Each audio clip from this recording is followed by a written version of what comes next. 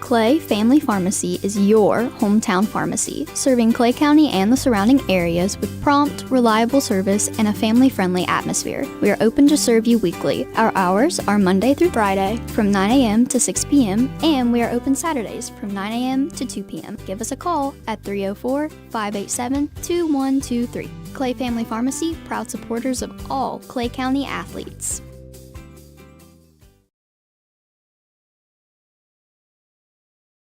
Looking for unbeatable deals? Chino's has 3 sizzling offers for just $9.99 each. Build your own large 3-topping pizza or enjoy a homestyle spaghetti lunch special with that drink. All for only $9.99. And for a limited time, get 2 medium specialty pizzas for just $9.99 each. That's right, a large 3-topping pizza, spaghetti with a drink, or medium specialty pizzas are all just $9.99 each. Chino's Pizza and Spaghetti House, where $9.99 gets you more. Participating locations are listed at genospizza.com. It's the most rewarding time of the year. Go Mart's Holly Jolly Rewards are here. Snag specially marked items to earn bonus reward points and game tokens. Because nothing says holiday cheer like stacking rewards higher than Aunt Carol's Fruitcake Tower. Collect all 4 tokens and you'll unwrap an additional 2,500 bonus reward points. So make your list, check it twice, and head to the app for details. Get ready to slay the season with Holly Jolly Rewards at Go Mart. Legs Welding, Inc., located in Clay County, West Virginia, has provided high-quality products and services to the vital West Virginia coal mining industry since 1978, specializing in custom underground mining equipment such as shuttle car bodies, scoops, booms, and components. Legs Welding is fully equipped and capable of performing a variety of your welding and manufacturing needs. We only use American-made steel, and we take pride in our solid, strong American craftsmanship. Legs Welding, Inc., 304-587-4335. Proud to support the students and athletes of Clay County.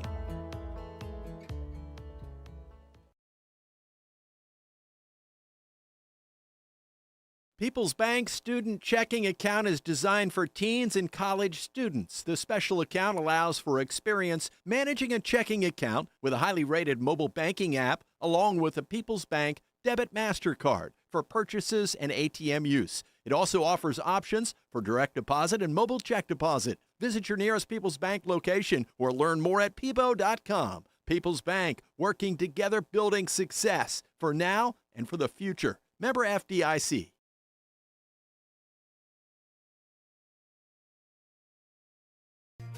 If you're interested in a new tractor or implements, give Shamlin Brothers Farm Supply a call at 304-927-1426. We are a Coyote, Bush Hog, Vermeer, and Coon dealer. Also, look us up on the web at ShamlinBrothersFarmSupply.com. And may God bless.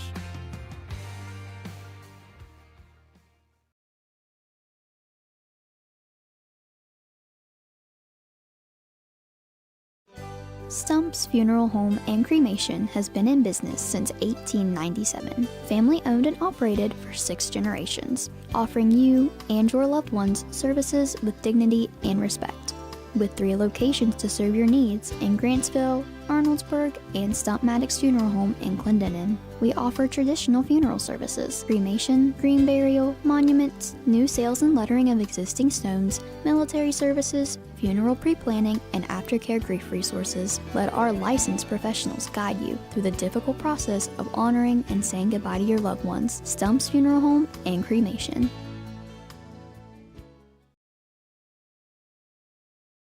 Welcome to Biscuit Country, where joy is measured one ladle at a time, where smiles come with a side of gravy, warming the soul. Start your morning at Tutors Biscuit World with our super breakfast, or dig into the Big Tater, crispy potatoes topped with eggs and bacon, then crowned with savory gravy. And don't forget the classic, gravy over a biscuit. Welcome to Biscuit Country, where at Tutors, you're always home.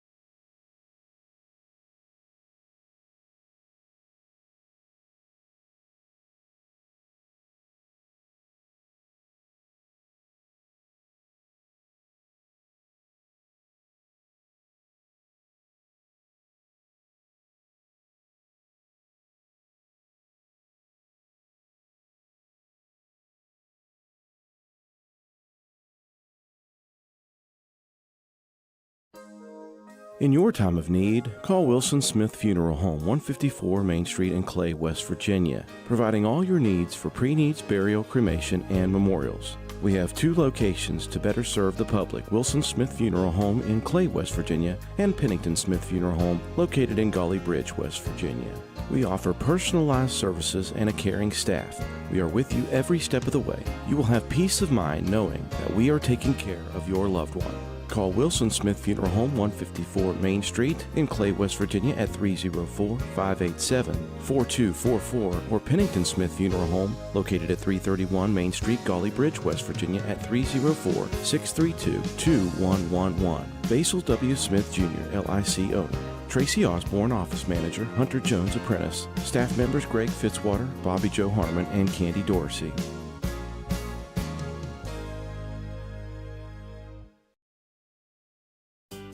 Clay Family Pharmacy is your hometown pharmacy, serving Clay County and the surrounding areas with prompt, reliable service and a family-friendly atmosphere. We are open to serve you weekly. Our hours are Monday through Friday from 9 a.m. to 6 p.m. and we are open Saturdays from 9 a.m. to 2 p.m. Give us a call at 304-587-2123. Clay Family Pharmacy, proud supporters of all Clay County athletes.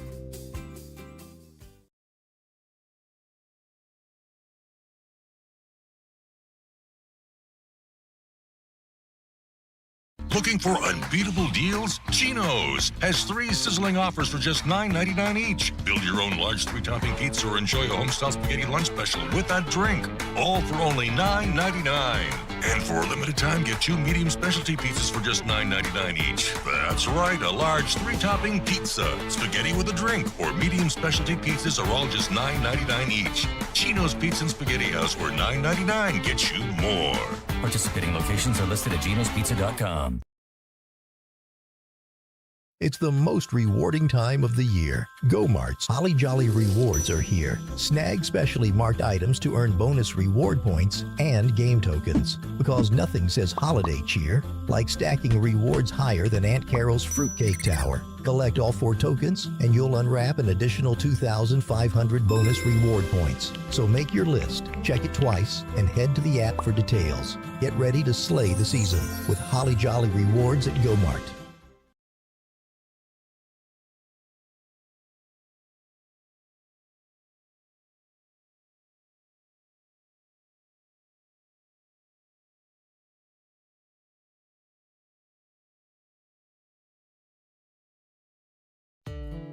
Legs Welding, Inc., located in Clay County, West Virginia, has provided high-quality products and services to the vital West Virginia coal mining industry since 1978. Specializing in custom underground mining equipment such as shuttle car bodies, scoops, booms, and components. Legs Welding is fully equipped and capable of performing a variety of your welding and manufacturing needs. We only use American-made steel and we take pride in our solid, strong American craftsmanship. Legs Welding, Inc., 304-587-4335. Proud to support the students and athletes of Clay County.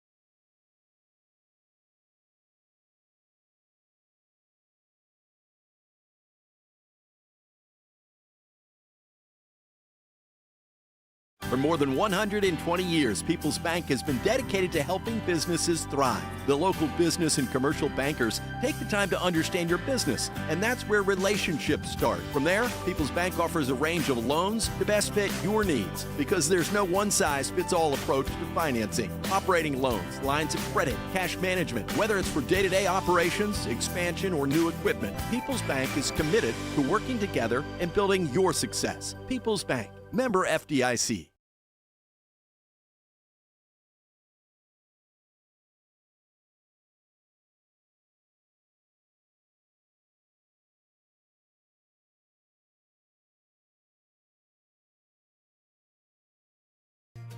If you're interested in a new tractor or implements, give Shamlin Brothers Farm Supply a call at 304-927-1426. We are a coyote, bush hog, Vermeer, and coon dealer. Also, look us up on the web at ShamlinBrothersFarmSupply.com. And may God bless.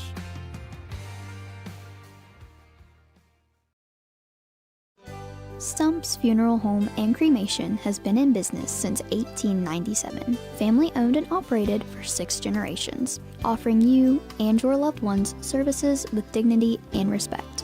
With 3 locations to serve your needs in Grantsville, Arnoldsburg, and Stump Maddox Funeral Home in Clendenin, we offer traditional funeral services, cremation, green burial, monuments, new sales and lettering of existing stones, military services, funeral pre-planning, and aftercare grief resources. Let our licensed professionals guide you through the difficult process of honoring and saying goodbye to your loved ones. Stumps Funeral Home and Cremation. Welcome to Biscuit Country, where joy is measured one ladle at a time, where smiles come with a side of gravy, warming the soul. Start your morning at Tutors Biscuit World with our super breakfast, or dig into the big tater, crispy potatoes topped with eggs and bacon, then crowned with savory gravy. And don't forget the classic, gravy over a biscuit.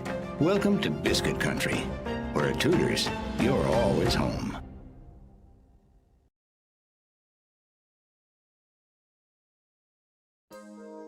In your time of need, call Wilson Smith Funeral Home, 154 Main Street in Clay, West Virginia, providing all your needs for pre-needs, burial, cremation, and memorials. We have 2 locations to better serve the public: Wilson Smith Funeral Home in Clay, West Virginia, and Pennington Smith Funeral Home located in Golly Bridge, West Virginia. We offer personalized services and a caring staff. We are with you every step of the way. You will have peace of mind knowing that we are taking care of your loved one.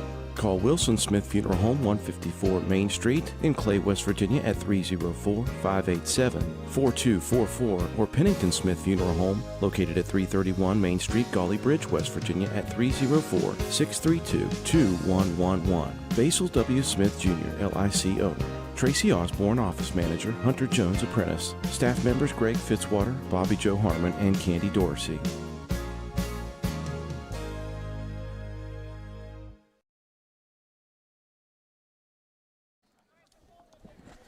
Well, good evening, afternoon, everybody. Thanks for joining in to WVRC Clay County Sports for our very first spring sports broadcast. It is softball for this evening, and it is a chilly one, but we're going to do the best we can. It is just a scrimmage tonight. The Panthers, Lady Panthers, are getting set to take on Calhoun County. So thanks for tuning in, everybody. We hope you enjoy it. We're working out the kinks ourselves, so forgive us if it's not perfect tonight, but we are excited to be live. We're up high above the deck. We got a couple different views for you, but as always, I'm Alan Tanner, and I'm joined by Dylan Vaughn and Coach Jason Nichols. And want to shout out Jeremy Neal running the camera for us up here. We appreciate that. And this should be interesting. Should be fun, Dill. Are you excited for some softball? Boy, this is exciting. Jeremy, I'm going to have you pan that camera there around to the right a little bit. Get the outfield. Let's see that whole field there, Jeremy. Look at that, Al. What an awesome shot of the turf field here. Beautiful. I'm excited to get to watch some softball, even if it's just a scrimmage, but I think we'll start the regular season next week. Is that right? That is true. Next Thursday, so a week from today. Like Alan said, we're going to do our best. We got a nice new scoreboard. You can see the bug up in the left corner there.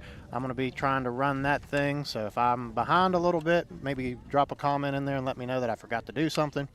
But I'm excited. Let's get this thing rolling. Yeah, Coach, I want to welcome you in now. He's here to keep us straight because, of course, Coach Nichols, very successful softball coach. Many don't know because of his success in football. But, Coach, thanks for joining us. What do you think we're going to see here tonight? Well, you know, I think you'll see a little bit of an adjustment to the turf field. Both teams probably haven't played much on a turf field. And so, you know, there might be a little problematic from time to time. I think it comes a little faster, the ball at you, than you might see.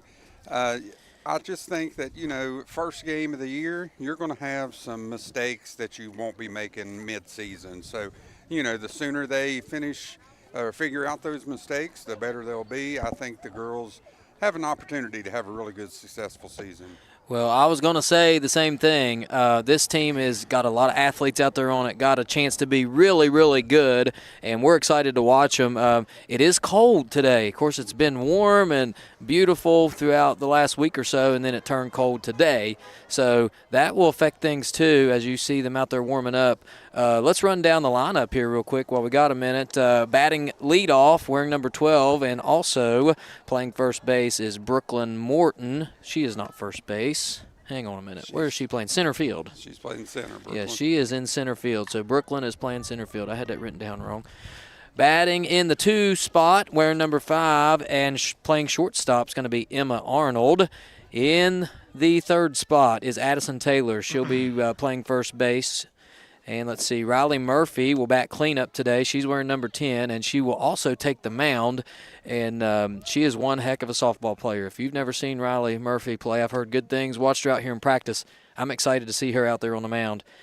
In the 5 hole is wearing number 18, I believe, is third baseman Layla Parker. I've got that right, don't I? 26. 26? I have her as 26 too, but I'm telling you, I saw her wearing 18. I'm fairly sure she was wearing the number 18. I don't know. They must have that incorrect. I don't know what happened there. But she's wearing 18. We'll fix that. Let's see. In the 6th hole, and catching is 9th grader Hannah Gandy. Hannah very good at the middle school level. Excited to see her behind the plate. Batting in the 7th spot is Roxy Schoolcraft. She's also wearing number 7. She'll play second base. In the 8 holes, Lily Nichols, coach. You'll be excited to see her do some play the left field spot there and hopefully get a hit or two today.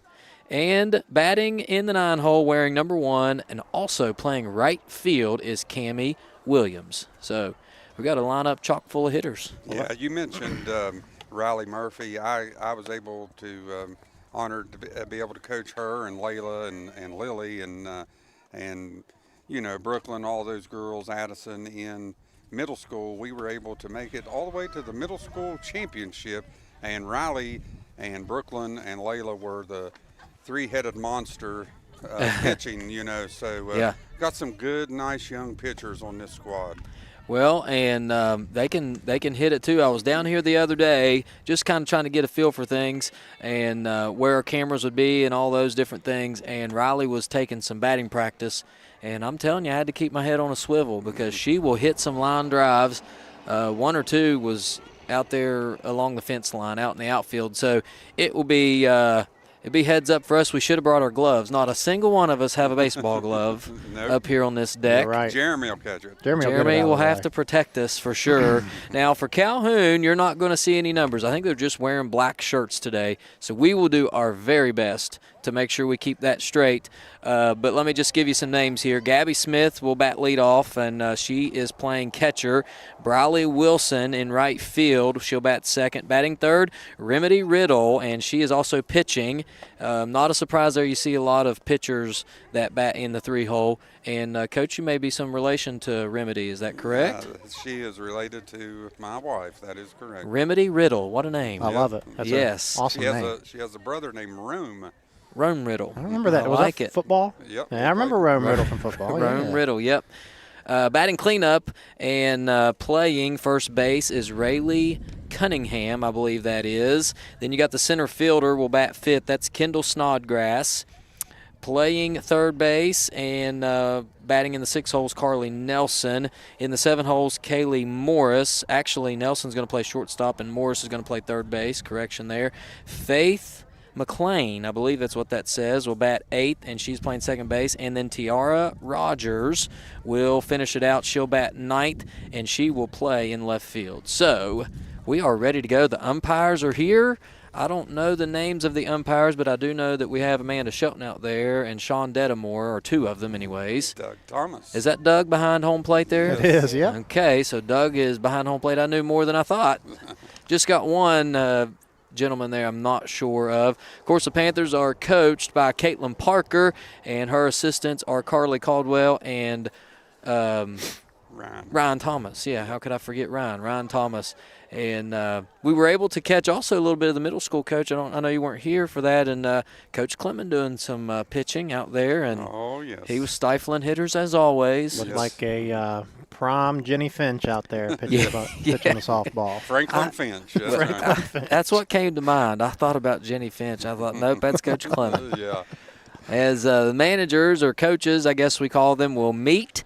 And I think we're just about ready to start here. We will take one more quick break, and when we come back, we'll have all the action for you. Calhoun will lead it off in the top of the first. Thanks for tuning in, everybody. We hope you enjoy. This is WVRC, Clay County Sports. Stumps Funeral Home and Cremation has been in business since 1897. Family owned and operated for 6 generations, offering you and your loved ones services with dignity and respect. With 3 locations to serve your needs in Grantsville, Arnoldsburg, and Stump Maddox Funeral Home in Clendenin. We offer traditional funeral services, cremation, green burial, monuments, new sales and lettering of existing stones, military services, funeral pre-planning, and aftercare grief resources. Let our licensed professionals guide you through the difficult process of honoring and saying goodbye to your loved ones. Stumps Funeral Home and Cremation. We are back here as the umpires continue to talk it over. I imagine they're going over the format of how things will go. I'm not super familiar with softball, and I know, Coach, we're going to rely on you a little bit here. So basically, same rules as baseball apply. Now, I'm not sure about the high school level. Is there a run rule per inning or anything like that that we need to know or our viewers need to know? Well, there is not a run rule per inning per se, but there is short game rules. I'm not sure if that's what you were getting at. Short game rules maybe have changed since I was coaching, but I believe it used to be, I'm wanting to say 10 after 3, but I'm thinking nowadays you have to play 5, but I could be wrong. Okay, well, we'll check on that.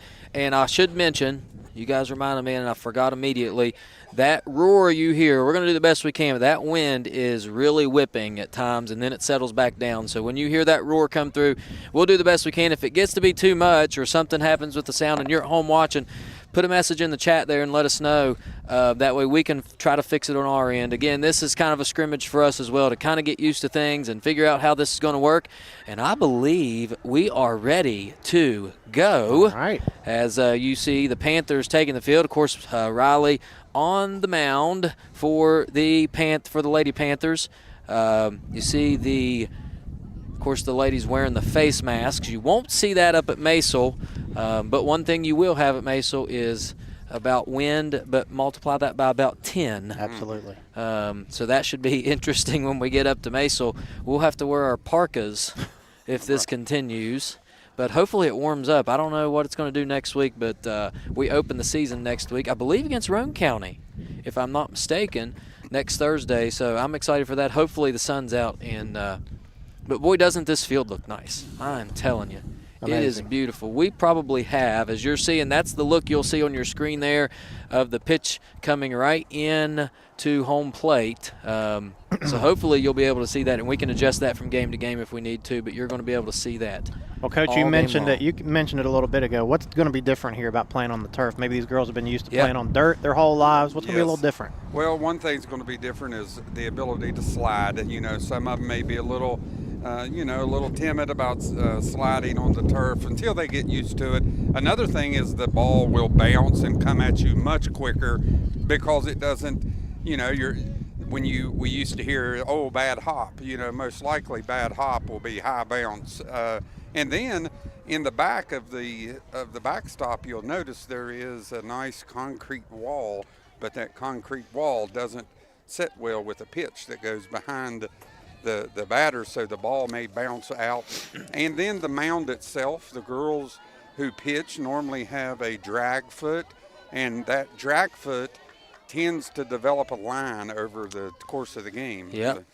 Well, we are set to go, and the first pitch is away. That is low. That ball rolled right in there, but go ahead, Coach, about that drag foot. Well, I was just saying the drag foot, and then they kind of make a pattern behind it, but with the turf field, there'll be no pattern, so that it'll be a little bit for especially an opposing pitcher who's Yeah. not used to it.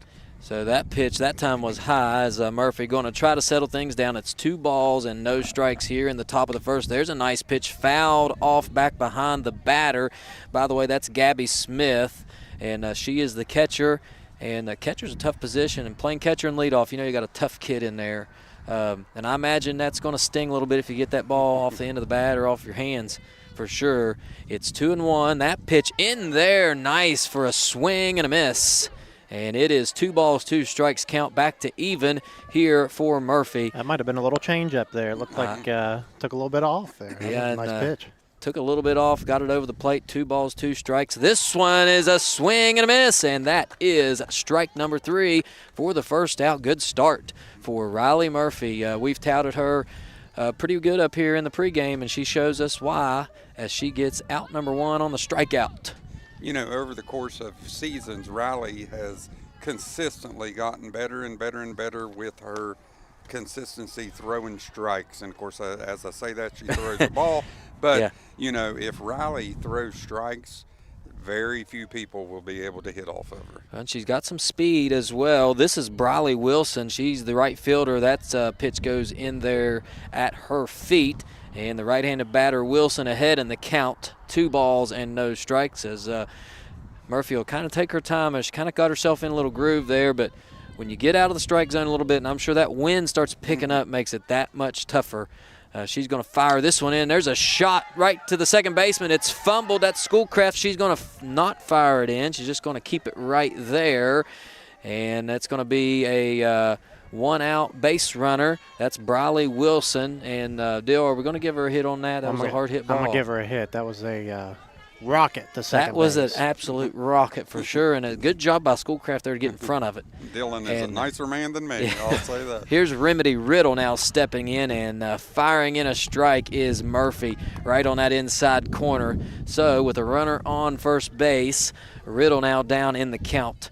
0-1. Riddle, of course, going to do the pitching for the Lady Red Devils. Here's Murphy's next pitch. That's low, just a bit low. Not a bad idea. Right down there around the knee area. It's 1 ball and 1 strike on Riddle. Runner at first is Briley Wilson.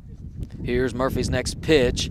In there, but that's down low. The runner takes off. The throw down to second. Not in time, gets by Arnold, but Schoolcraft there to back it up. And so just like that, Wilson is on second. So we got a runner in scoring position here right away as Riddle will step back in. Dale, how's it working with the camera switching here? Well, the camera switching's going pretty good. It's going to be getting all these buttons down to get the runners on base and the outs. It'll take me a game or two, but we're going to get it. All right, here's Murphy's next pitch. Swing and a miss. And that is, I thought that was strike 3 for a moment. That's just strike 2. So I got a little excited there for no reason. But Riddle swinging and trying to get an early RBI. Murphy says not today. This pitch low. And there it is right off that backstop. Bounces away. Gandy corrals it. But Wilson advances on the errant pitch. Is that a wild pitch? Yeah, it's we'll give that a wild pitch. See, this is a scenario you do not want. You have what is questionably a hit at the beginning, and then a ball. We probably could have had her out on the stolen base attempt, and then, another ball gets past, and she's now on third Suddenly, base. Yeah, you scoring situation right off the bat that they did not create. We created it. Yeah, could have got it. If we had the out at first, you have no runners on and 2 outs. Instead, you've got yourself in a bad spot here. Here's Murphy's pitch, and that one's low. And you got to think that runner standing at third affected her there as Riddle will take first base on the walk. And so runners are at the corners now. 1 out in the inning, and that will bring the cleanup batter, Rayleigh Cunningham, to the plate. Cunningham plays first base. And I imagine bats clean up for a reason here. And that one just rolls in there and hit her in the foot. I guess you get it off the bounce. Is that? Yep. Okay, so that hit Cunningham, and that will load them up. And so early on, a little bit of trouble here for the Lady Panthers. And Murphy settles down. She's got the stuff to get out of this. That's the thing about Riley.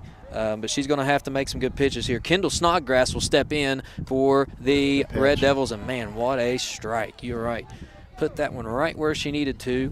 No balls on a strike. Gets ahead early. And that's important, I imagine, in these games. Getting ahead early, not falling behind in the count. Be very easy to start walking some players. That one a little high inside. Maybe back her up off the plate a little bit. I don't blame her there. And we'll see if we can't get her out. This is Snodgrass again, and Snodgrass plays center field.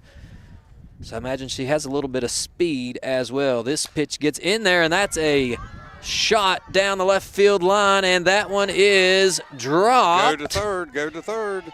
And the throw comes into third. Safe, not in time. So, I think we might have to give an error on that one. Yeah, for sure.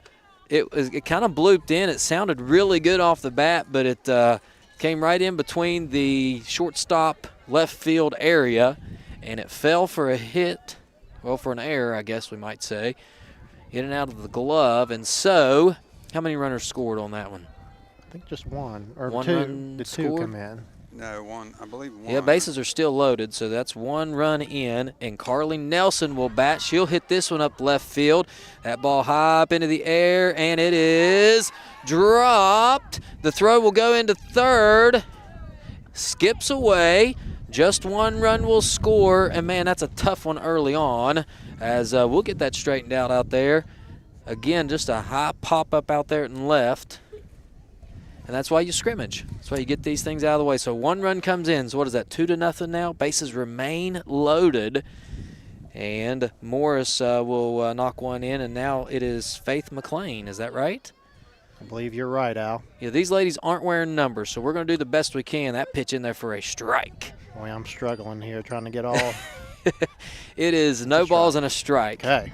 The count on McLean. McLean plays second base for the Lady Red Devils. Here's Murphy's pitch high and inside. That's a ball, 1-1 the count, so it's back to even. We got runners on all the bases here as the Panthers try to work out of a jam here early on, top of the first inning. This pitch in there for a strike. What batter Swing and is a this miss. deal? I've got it as number 7, so this might be Kaylia Morris. Okay. This may be Kaylee Morris. I could have had it wrong. I think you're probably right. Well, if they're loaded and there's 2 in and 1 out, this has to be batter number 7.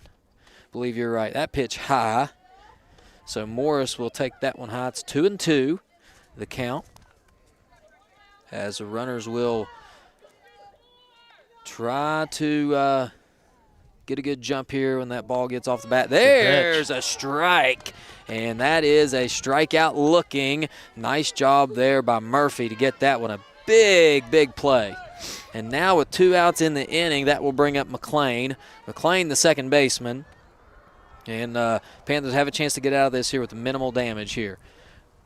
This pitch down low, just off the plate. And that'll be 1 ball, no strikes. And I can't state the importance of starting ahead in the count. So tough when you get behind, especially with runners on all the bases here.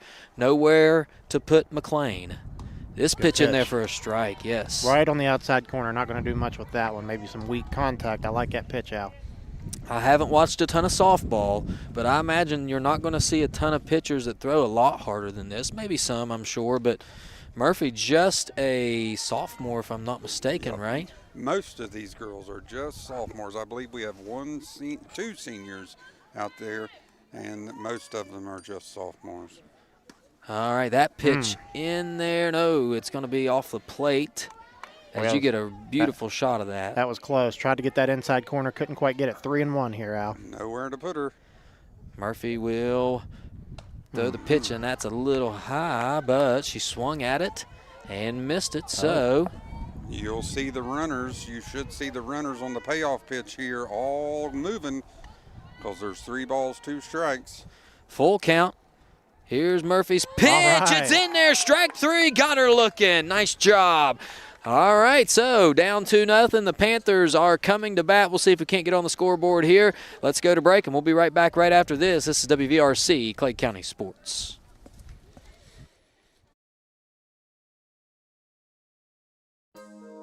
In your time of need, call Wilson Smith Funeral Home, 154 Main Street in Clay, West Virginia, providing all your needs for pre-needs, burial, cremation, and memorials. We have 2 locations to better serve the public: Wilson Smith Funeral Home in Clay, West Virginia, and Pennington Smith Funeral Home located in Golly Bridge, West Virginia. We offer personalized services and a caring staff. We are with you every step of the way. You will have peace of mind knowing that we are taking care of your loved one. Call Wilson Smith Funeral Home, 154 Main Street in Clay, West Virginia at 304-587-4244, or Pennington Smith Funeral Home located at 331 Main Street, Golly Bridge, West Virginia at 304-632-2111. Basil W. Smith Jr., LIC owner. Tracy Osborne, office manager. Hunter Jones, apprentice. Staff members Greg Fitzwater, Bobby Joe Harmon, and Candy Dorsey.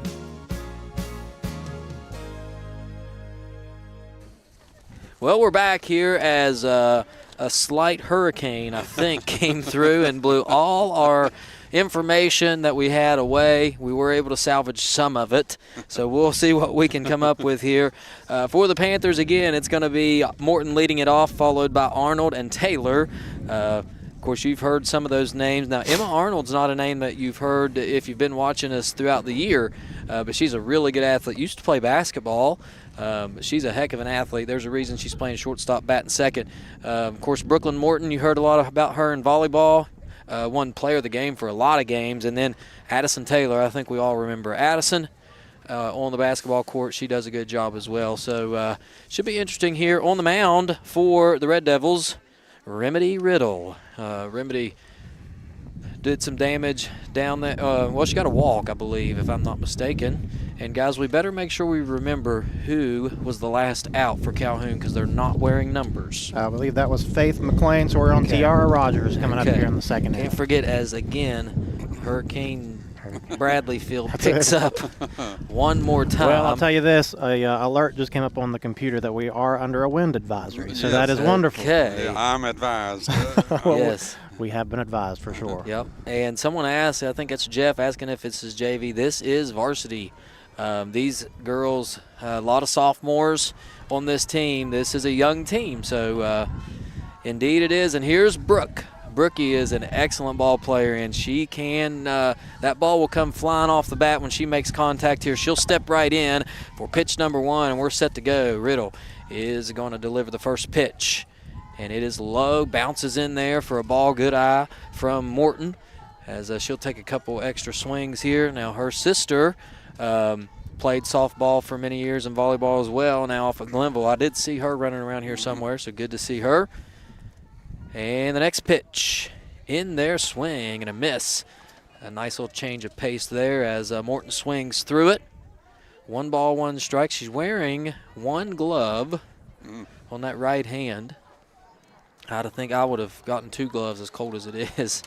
This ball is hit right to the second baseman. The throw is high, and Morton will be safe at first. I think it was that speed that forced that bad throw. That's a hit, boys. That was a rocket off the bat. Well, we're going to go with an error, hadn't we? Yeah, I think we're very generous scorekeepers, if you don't know by now. You guys may be. There are some times you have to give an error. I think that's one there. You have to give an error. E4 is what we got. All right. You'll see Brooklyn probably take off on the. Hey, there's a swing by Arnold right up the line. It's a fair ball. And so Arnold's going to get on base, and immediately, well, we're 4 pitches into the game, and the Panthers have runners on first and second, nobody out. What a start. I'll tell you, Emma does a good job. She's normally a good contact hitter. Brooklyn, obviously a contact hitter, and that'll bring us up with Addison, who likes to hit it deep. Yes, and I like jumping on that pitch. Hit it when you can. That pitch in there, Addison swings and fouls it off back to the left side. It'll be no balls and 1 strike. But, yeah, getting contact early, hit it when you can. Don't wait because you find yourself down on the count and you strike out. And that, of course, does you no good. So let's see what Addison can do with it here. She's got runners on first and second. Nobody out in the inning. 0-1 count. Here's the pitch into the dirt. Can you say that on turf? Into the dirt? Into the turf. Into the turf. I don't know how that works. But nonetheless, it's a ball. It's 1-1 on the count as Riddle will step back on the rubber there and see what she can do. Here is the pitch. Nice pitch right at us. Off the roof, foul ball. It never came down. There it comes. Yeah, there it came. And that was a line drive shot. She was just a little late on it. Jeremy, why didn't you catch that? At us. Yeah, Jeremy needs to be heads up on that. Yes. Jeremy doing a good job on that camera over there. We appreciate it. Good job. All right, 1 ball, 2 strikes. Here's the pitch. Swing, fouled off the bat. And that one gets away from the catcher, so she'll stay alive. And you said it, Coach, good job. Just stay alive until you find a pitch that you can handle and make those outfielders work. Addison can put a drive on this thing. Yeah, if you don't like it, you just got to foul it off and go for the next strike. Here's Riddle. She lines and pitches, and that's a swing and a miss, strike 3. So a good comeback there by Riddle after she found herself down early in the count. So there'll be 1 out. Runner still on first and second, and Riley Murphy will step to the plate. And you better be watching out because she will drive one up here on this deck. I'm going to predict the ball in right center field. Here's the pitch, and just did get a piece of that one. Fouled off the left side as we got a time out from the umpire Thomas here. He's talking to the pitcher about something. Is there something that she's doing when she pitches it, or?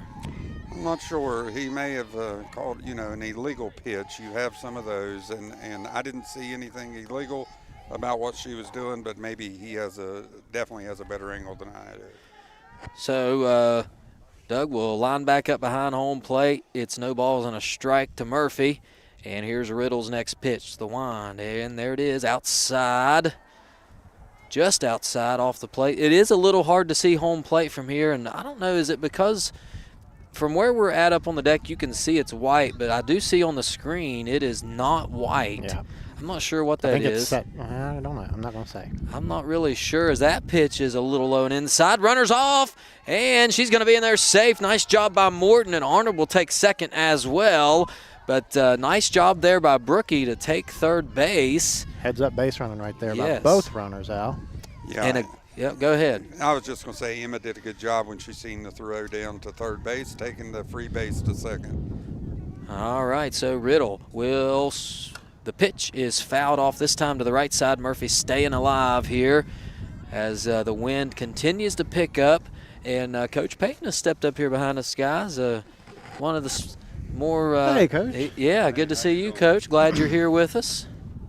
Good RBI chance here, Al. You got second and third, 1 out. Yes. Let's see what Murphy can do with it. Here's the pitch, swing, and a hard shot down the right side, but foul. Boy, that'd be pretty cool if you could play it off the fence. Wouldn't that be something? Yeah, that would be pretty incredible. Murphy hit that one hard. I saw some people flinching over there behind that fence.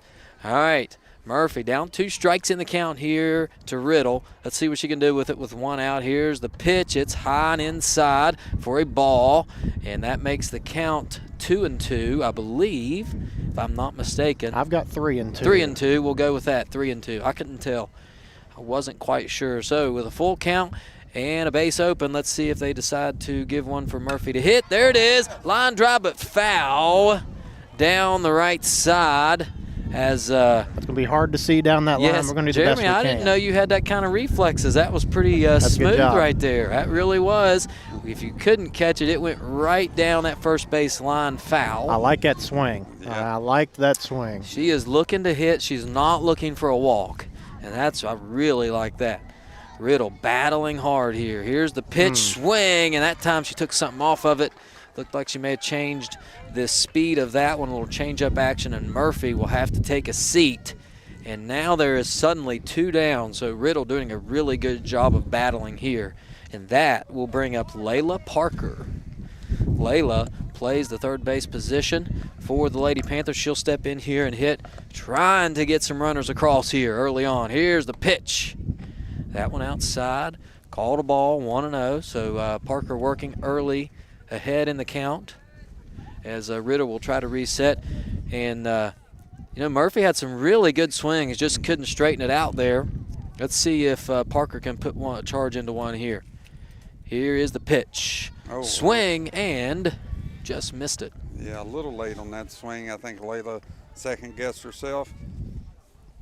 Yeah, I thought she Thought she was going to put it. She had a good swing on it, just a little late. Now she's down in the count. Here is the pitch from Riddle. There's a shot, but it's a little pop-up, and what a catch for the third out of the inning. That play made over there by the first baseman. That is Rayleigh Cunningham for the third out. So the Panthers leave 2 runners on here early in this game. We'll head to the top of the second. Calhoun leads 2-0. We'll be right back right after this. Looking for unbeatable deals? Chino's has 3 sizzling offers for just $9.99 each. Build your own large 3-topping pizza or enjoy a homestyle spaghetti lunch special with a drink. All for only $9.99. And for a limited time, get 2 medium specialty pizzas for just $9.99 each. That's right, a large 3-topping pizza, spaghetti with a drink, or medium specialty pizzas are all just $9.99 each. Chino's Pizza and Spaghetti House, where $9.99 gets you more. Participating locations are listed at genospizza.com.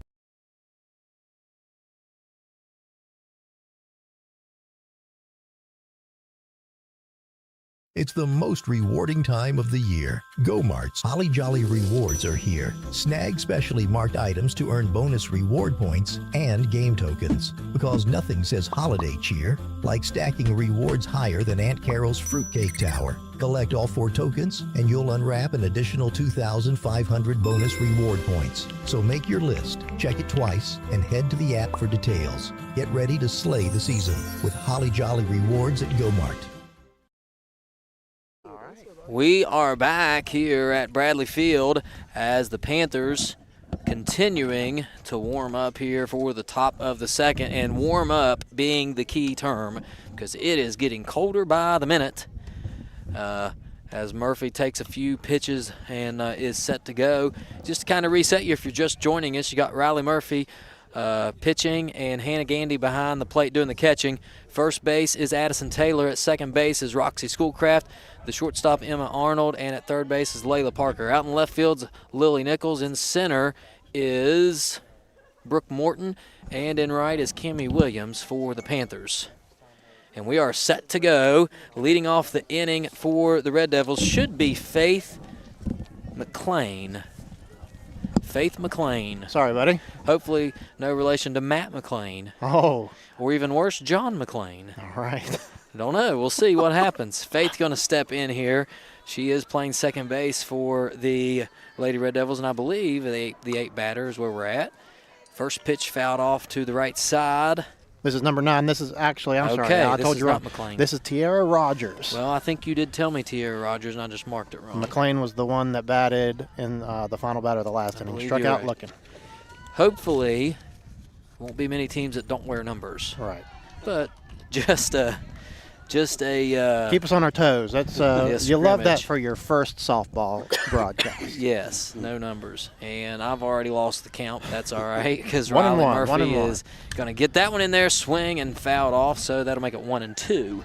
Boy, I tell you, you hear that thing come off the bat, and I'm thinking, duck. Yeah, it feels like it's coming right at us, doesn't it? Absolutely. Nothing like winter softball.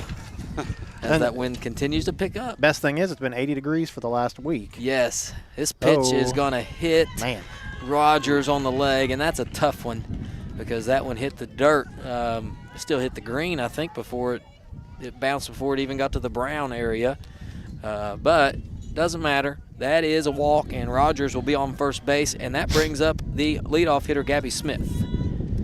Smith will stand in. That's a strike. And you're starting to see more and more of those pitches come in there for strikes for Murphy. And as she gets don't worry, throughout the folks. year. We're tethered down up here. Yeah, we have to tie things down. That pitch a little low. That's in the dirt, and that's a ball. 1-1 the count. As Murphy will take a walk around the mound here and kind of figure things out for herself. Smith stands in. The bat at the ready. Here's the pitch. Nice pitch. Swing and a miss. Coach, was that a rise ball? Well, I couldn't really tell by the way her hand, off her hand, but, you know, could have been. I don't think Riley typically throws a rise ball, but it could be. This pitch a little high. That looked like some sort of rise ball. Whether it was meant to or not, I don't know. It definitely rose. Yes, trying to get Smith to chase. Could be the wind. Could be. That wind picked it up. 2-2 the count. Here's the pitch, swing and a miss.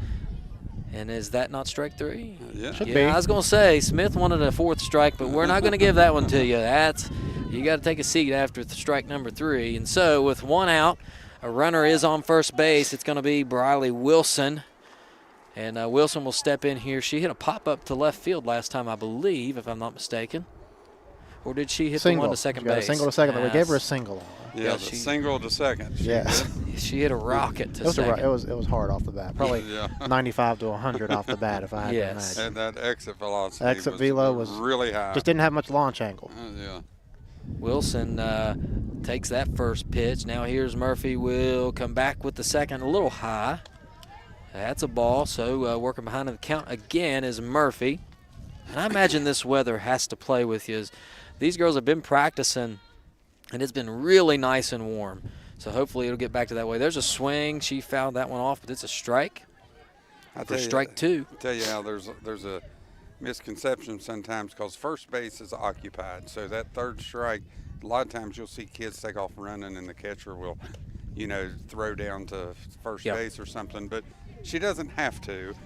On a drop 3rd strike, she cannot take first base here because the base is occupied. She could throw to second and get the girl that is thinking she can run to second on the ball. You know what I mean, on the drop 3rd strike. But anyway, that's just some differences that maybe you'll see a little bit in softball compared to.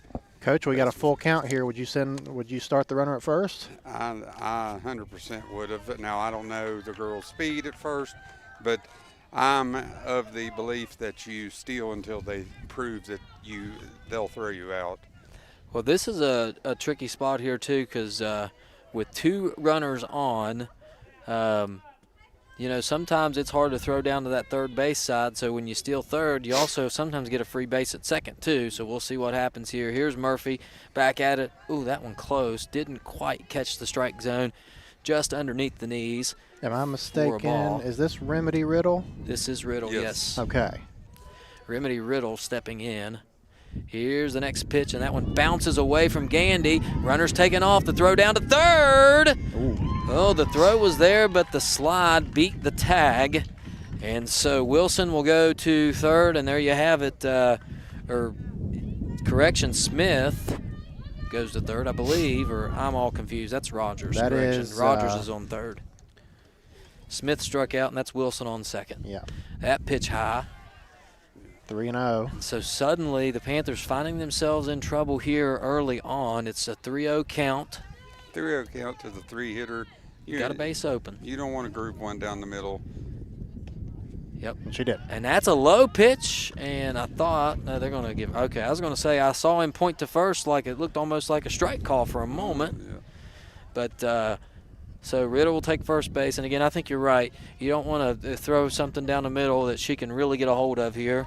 Live to see another day here with 1 out in the inning. You have three runners on. You have 1 out, so you have an out opportunity at every base.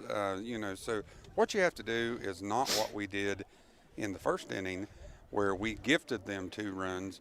We need to get out of this, and this is why it's good to scrimmage, because you get some of those little kinks out of the way. So, good opportunity here to play situational softball.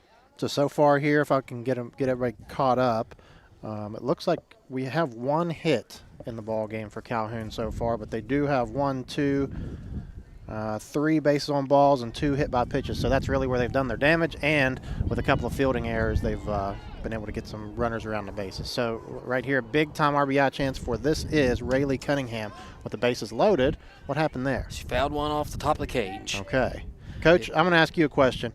Is it like baseball where you're looking for a pitch up in the zone to drive, or does it just come different hitters like different things? Some like low ball, some like high ball to hit? Absolutely. Each batter likes their own little sweet spot. So, sometimes you see a bunt more often than not in softball. I haven't seen a bunt attempt today, but it is a scrimmage, so they may be trying different things at different times. So right here is just all about, finding what you do.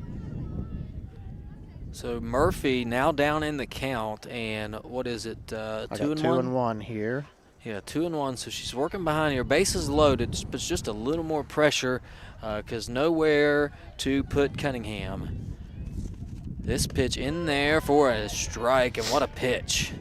Not much she could have done with that one if she had swung. It's a really good pitch there by Murphy, and it evens the count up at 2-2 with 2 outs.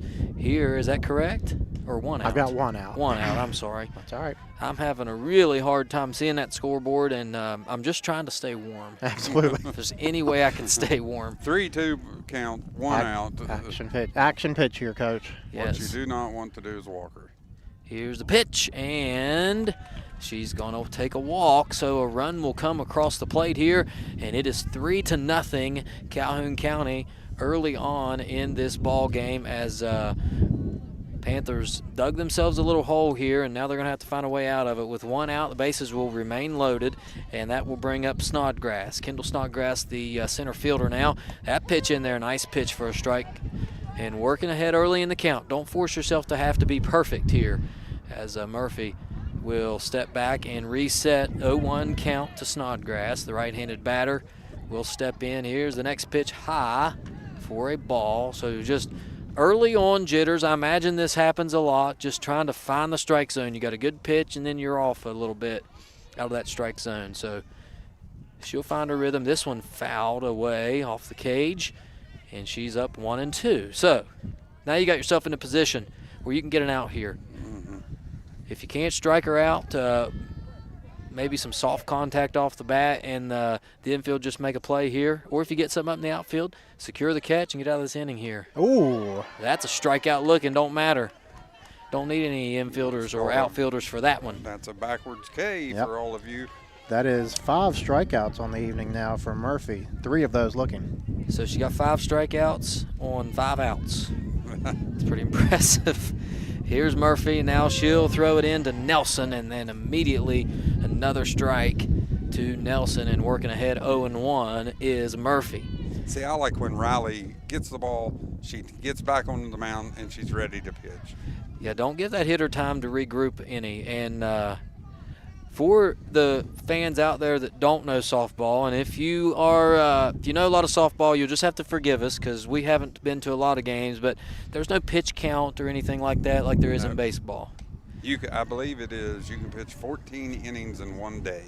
14 innings a day. Wow. That's a long day's work. Yeah, and you can pitch every day. Yeah, I believe so, yeah. It's not like baseball where you know, 100 pitches says you have to set out so many days. This ball is high, but it's swung on and missed, so Nelson swings right through that one. She's got 2-2. She's got a chance here to get out of this thing with very minimal damages. She's had runners on bases the whole inning pretty much. See if she can't get out of it. That ball way up high. I like the idea, though. See if she'll chase. 3-2 here again. Yeah, right. That's the good news about Riley is she's a strikeout pitcher, so strikeout pitchers get you out of bad, tight situations. Murphy will step up to the rubber now and get set. Here's the pitch, and it's high. And that is ball 4, so another run will cross the plate. That's run number 4 for the Lady Red Devils.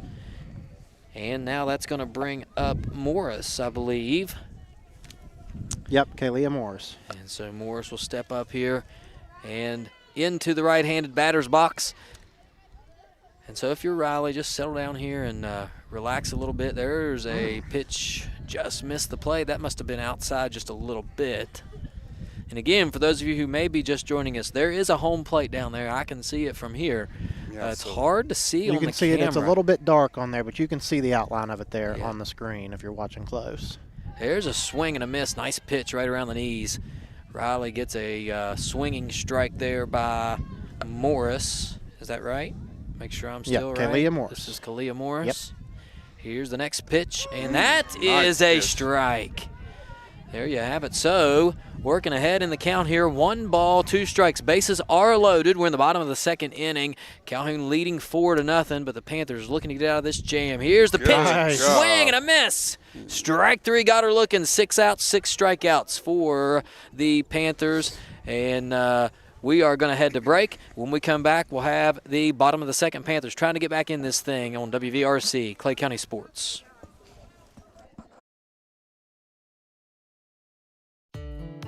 Legs Welding, Inc., located in Clay County, West Virginia, has provided high-quality products and services to the vital West Virginia coal mining industry since 1978. Specializing in custom underground mining equipment such as shuttle car bodies, scoops, booms, and components. Legs Welding is fully equipped and capable of performing a variety of your welding and manufacturing needs. We only use American-made steel, and we take pride in our solid, strong American craftsmanship. Legs Welding, Inc., 304-587-4335. Proud to support the students and athletes of Clay County.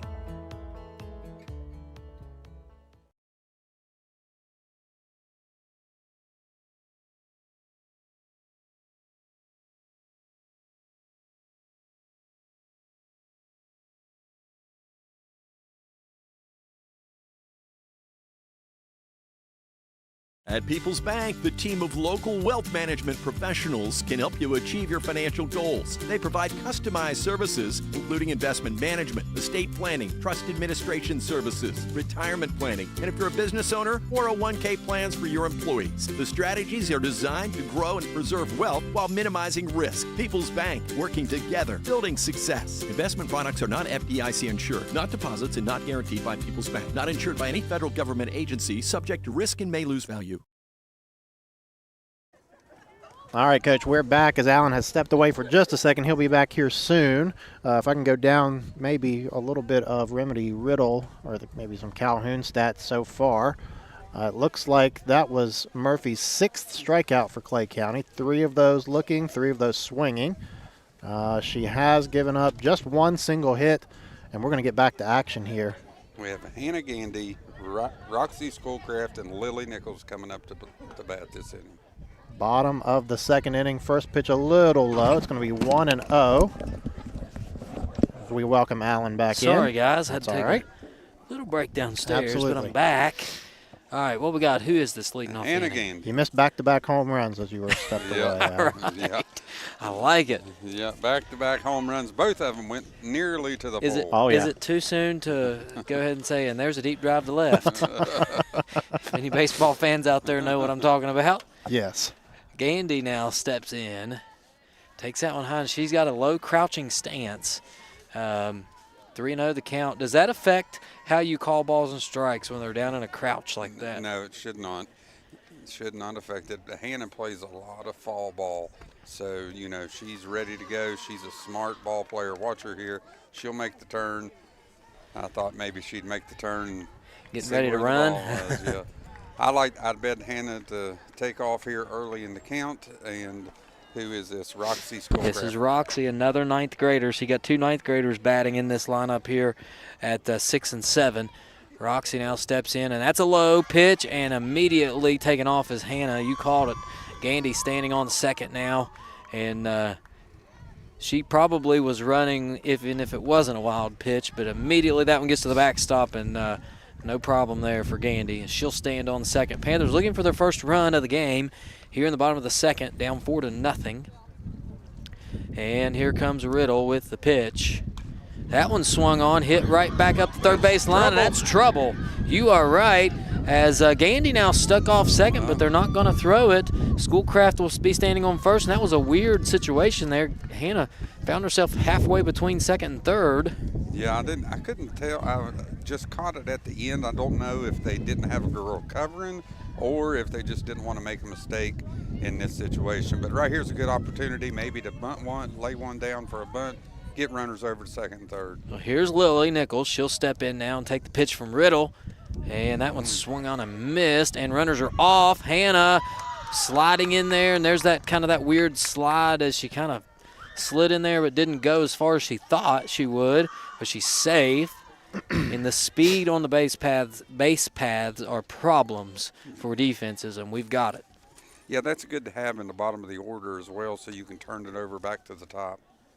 Nichols will stand in now, down 0-1. Swung on that one and missed. So she's down 0-2 now with runners on second and third. Riddle working ahead here in the count to the 8-hole batter. And on deck is Cameron Williams. Cameron, the senior, will step in there and bat 9th. 0-2 count. Here's the pitch. There it is, fouled. And that one gets away from the catcher, so that's an out. So is that counted as a strikeout? That does. That was Okay. a drop strikeout with an unoccupied base, so she had the opportunity to run there and see if she can get on first. So Lily goes down for the first out of the inning, and that will bring up Cammie Williams. Williams will stand in here with one out and a chance for an RBI. You got runners in scoring position. Swung on and fouled. She swung very early on that one and did get a piece of it, fouled it straight back. Williams will stand in here down no balls and a strike, and you would love to get these runners across some way, somehow. Yeah, opportunity to get these two runners on after, we basically allowed them to have 4 runs at this point. So we'd like to get 2 runs back. That pitch low, in for a ball, and it is 1-1. We're in the bottom of the second inning. Runners on second and third. You can see Hannah down there on third dancing off of that base. Every single pitch. It's got to be in the pitcher and the catcher's mind at this point. Yes, she is wanting to get off that base. And now runners in softball are not allowed to take a lead until as that pitch is swung on and missed. Now they can't leave the base until the ball leaves the pitcher's hand, right? So no early lead in softball. No early lead, but you're taught to watch the pitch. And what I always like to say, if that ball hits the ground, unless you're on third base, that ball hits the ground, you need to be running. Swing and a miss, and that is strike number 3. So Williams will have to take a seat, and that is 2 down for the leadoff batter. So we'll turn the lineup over to Brooke Morton. And with 2 outs now, she does have a chance for a couple RBIs here, and Brooke will put the ball in play. So we'll see what happens. She did reach first base on an error, I believe, to lead the game, if I'm not mistaken. She'll stand in here with a chance. She hits a liner right to the second baseman, though, and the throw is in time for the out. So a wasted chance there for the Lady Panthers. They are not able to get the first 2 runners that got aboard across and still trail 4-0. We'll head to the top of the third. Right after this, you're watching Panther Softball on WVRC Clay County Sports. If you're interested in a new tractor or implements, give Shamlin Brothers Farm Supply a call at 304-927-1426. We are a coyote, bush hog, Vermeer, and coon dealer. Also, look us up on the web at ShamlinBrothersFarmSupply.com. And may God bless.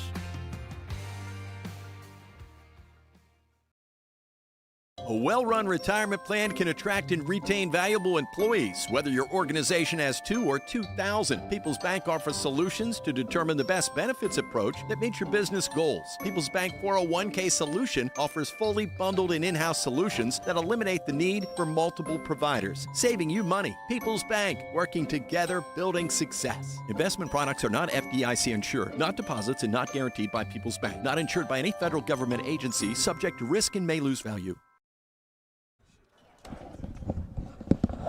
We are back here at Bradley Field. The Panthers taking the field, and we got a pitching change. Looks like Layla Parker will head to the mound, and so Riley Murphy will step over and play, looks like third base.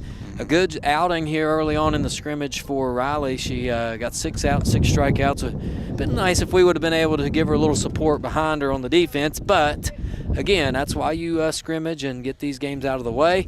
So the Panthers will learn from that. And now Parker is just a sophomore as well. She'll take the mound. Parker can pitch it as well, and that's part of that sophomore group, Coach, you talked about, that is very talented, can play all over the field. And did they just switch? I'm trying to see here. Yeah, they put in some players, I believe. We have Lainey Sears coming into left field. Okay. And then we have Chloe Nine coming into right field. So we don't know exactly where they went in the order, but and it's going to be hard for us to keep up with Calhoun because, again, they're not wearing numbers. We don't know if they're bringing new girls in to play or not. So we're just going to go down the batting order, I guess, and call them who has been starting the game. We're sure it's not going to be right. There's 2 reserves for Calhoun, Carissa Sands and Mia Starcher. And if we get it wrong, we apologize. But this is the Faith McLean spot in the order. Correct. So we're going to go with McLean. And this pitch from Parker, I believe it hit her. Did it? Doug says no. Oh, maybe it Doug did. says it Doug did says hit yes. Head down to first. Yes. So McLean. She may have asked if she can keep batting. Yeah, there you go. It'd be tough to get hit in a game like this, as cold as it is, but they'll take the base runner. And does that bring up the next hitters? That ball swung on and missed. That's Rogers, I believe, Tiara Rogers. That's who we have in the lineup, yes. So she was hit by a pitcher last at bat. So, again, another runner on base from a Panthers perspective. Here's a hard shot to first base. Nice play made by Taylor. She'll take it to the bag herself for the first out. Nice play there. Addison ready to go. And that was a line drive right on the ground to Taylor. Got her glove down, made the play. I like how our girls were backing up there. Roxy and Chloe both moving after the ball, and even the other outfielders back there was moving in case of a run towards second. Here's Parker's pitch. It is high, but a bunt attempt. I believe that hit the bat, didn't it? Yeah, I think she wanted to hold up on her bunt attempt. Well, something smells good. Yeah, it kind of does. I smell something. Might be the concession stand warming up. Could We're be. right above the concession stand, so it's probably seeping through. I wish they'd get that fire going down there. Yeah. Here's the next pitch. It's a bunt attempt and fouled straight back. And this is the leadoff batter, Gabby Smith. She has been, what has she done today, Dale? 2 Ks? 2 strikeouts, both swinging. And she is down 0-2 here early on. She'll have to swing away, and it is fouled back off the cage, still 0-2. Parker throwing in some strikes here. You'll like to see that. And Layla can do that towards the end of that 8th grade season that I coached with her. She was all on, so I know she can throw strikes in a bunch for sure. That pitch up and outside, 1 ball, 2 strikes, and Smith will have to step back in. You know she has to, Smith, that is, she didn't want to strike out 3 times here, so she is looking for something here. Chance for Parker, and nice pick. Yeah, that was a very good pick by Gandy to not let that thing get away. And the runner will remain at second. That's McLean out there standing on second in scoring position for the Red Devils. It's 2-2. Back and ready to go is Parker. This one swung on and missed. That is strike number 3, and the second out of the inning, as that is strikeout number 3 for Smith. All swinging, so you like to go down swinging if you're going to strike out. You don't want to strike out looking. So she's at least going up there and giving her hacks. And the 2-hole hitter will be Briley Wilson. Wilson plays right field. This pitch in there for a ball. That one I thought was going to be called a strike. It's a ball. So Parker will head back to the mound here and get set. Foot on the rubber. Here's the pitch. That one swung on right back to Parker. She picks it up, easily throws to first. A nice inning, an easy inning, non-stressful inning for the Lady Panthers. They'll head back to the dugout and come back to the plate for the bottom of the 3rd, down 4-0. We need some runs, and we need them now right here on WVRC, Clay County Sports. Stumps Funeral Home and Cremation has been in business since 1897. Family owned and operated for 6 generations, offering you and your loved ones services with dignity and respect. With 3 locations to serve your needs in Grantsville, Arnoldsburg, and Stump Maddox Funeral Home in Clendenin. We offer traditional funeral services, cremation, green burial, monuments, new sales and lettering of existing stones, military services, funeral pre-planning, and aftercare grief resources. Let our licensed professionals guide you through the difficult process of honoring and saying goodbye to your loved ones. Stumps Funeral Home and Cremation.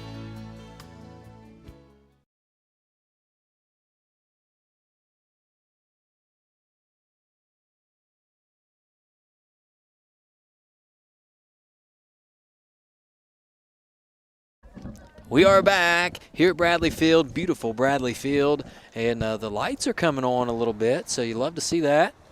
As Riddle will remain out on the mound, I believe. I've got Remedy Riddle so far, 2 innings pitched, 3 strikeouts, 1 base on balls, and 2 hits. So a pretty solid outing so far for Remedy Riddle. I'm glad she gave up another hit because it's been bad to take a no-hitter from her on that first one. Well, official scorer might have had to change it towards the end of the game, and we are the official scorers, so we'll go with whatever we say. Absolutely. All right, leading off the inning, it's going to be Emma Arnold. So Panthers have a chance here. They're at the top of the order, the 2-hole, as last inning Brooke Morton grounded out to second base on that pitch. And so Riddle getting a last couple warm-up pitches here, as I think we're just about set here, aren't we? Should be ready to go. Oh, one more pitch. One more pitch here. She'll throw this one down. How about that view of the pitch coming in? Isn't that nice? Short hop. Yeah. I tell you, Al, when you look down Clay's lineup, you know, you have Brooklyn, a sophomore, Emma, a senior, Addison, a sophomore, another sophomore in Riley, another sophomore in Layla, a freshman in Hannah, a freshman in Roxy, sophomore in Lily, and a senior in Williams, and then you have 3 girls that come in that are freshmen. And don't forget, I was going to say, Lainey Sears checking in here is a freshman as well. There's a swing and a hard shot to the pitcher, but the play made by Riddle, and Arnold is going to be out off one pitch. I like the fact that she's swinging, but, man, when you get out on that first pitch, it just makes the defense take a sigh of relief, doesn't it? And so it is 1 out after 1 pitch. And into the batter's box is Addison Taylor. Addison plays first base, has made a nice couple of plays over there at first. Let's see if she can't get us going here at the plate. This ball swung on and hit a liner right into the center field gap. And Taylor will round first, and she'll head back there with a nice hard hit single right up the middle. She lined that one out very nice. And now you've got some action here. You got a runner on first. Addison does have some speed, so we'll see if she takes off. And you got Murphy at the plate. Murphy did strike out, but, man, she can hit it. So watch out, Jeremy, up here. She might hit it to you. Panthers have a chance here. Addison off first swing, and that ball fouled off to the right side. A little late on that pitch, but, man, she swings hard. And Taylor will be on first here. And I don't know, Coach, you probably – well, you already said it. You send them until they prove they can throw you out. I send them until they can throw me out. But, you know, maybe in the past, Calhoun's catcher is one known for it, you know. Yeah. So I'm not 100% sure. But, you know, another thing you want to do is you just want to get out there and let your girls hit in a scrimmage. So, you know, no need maybe to take chances in a scrimmage that you maybe would take in a real game. Here's Riddle's pitch, and that ball swung on and hit, and Riley Murphy making good contact, just hasn't quite straightened that pitch out yet, so she'll get it lined out, but good to see her taking some hacks in there. Like to see her hit one into the gap and let Addison run and see if we can't get a run in now, here. I did ask the girls, what about home runs, and they did tell me that Riley can poke one out of here, so we'll see. Here's the pitch. That pitch off to the right side again. She's a little late on that pitch. It may be a little to the outside, but if she gets just a tick earlier, she might straighten that out. And Riley's going to hit a lot of doubles over the course of this season. She's done it for years. She'll get it lined out. She may get one right here, most likely to right center field. Here's the pitch from Riddle. There it is, a liner right into the right field area. That's a hit, and Murphy will make it to first base with a hard shot right to the right fielder. So Taylor did just make it to second there. Good play by the right fielder. Who is that out there for Calhoun? That is Wilson, Bradley Wilson. Yeah. Made a nice play out there to hold the runner at second. So now you've got 2 on here with 1 out. And coming to the plate is Layla Parker. Parker steps into that right-handed batter's box now. Here's the pitch from Riddle. Outside for a ball, 1-0 the count. And again, working ahead in that count, so important. I'll tell you one thing, Al, the second time through the order is normally when you start to have a read on the pitcher, and all 4 of our girls have put the ball in play the second time through. And a lot more confident swings as well. That one may have been a little high. Parker is able to get a piece of it, fouls it back. That was a good rip right there by Parker. She was looking to do damage on that pitch, Al. Yeah, and I think you're right, Coach. I think, you know, you kind of get in there and you've seen her go through the lineup once, and this is where you really start to see some damage. Here's Riddle's next pitch, and that one's hit right up the left side. It's a slow roller, no play to be made, and that's going to be an infield hit for Parker. And now you've got the bases loaded and Hannah Gandy coming to the plate. So you got a real chance here, and only 1 away in the inning as it is Hannah Gandy stepping to the plate, who has speed as well, which this could be a real game changer here.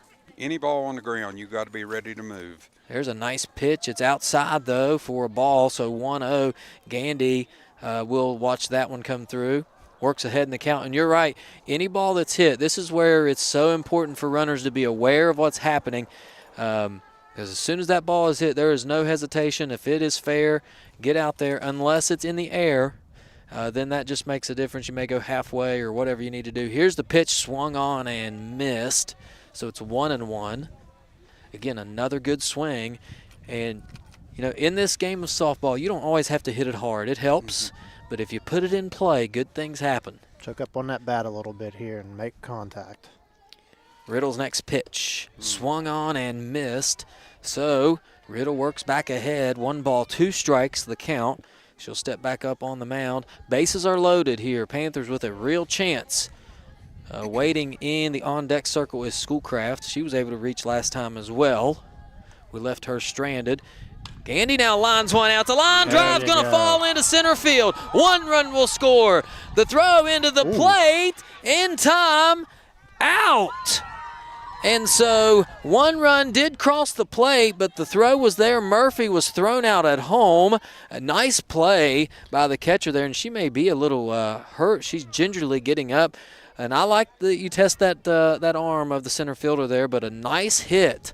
Gandy gets in there with, call that a single, and advancing to second on the throw. So Gandy will be at second.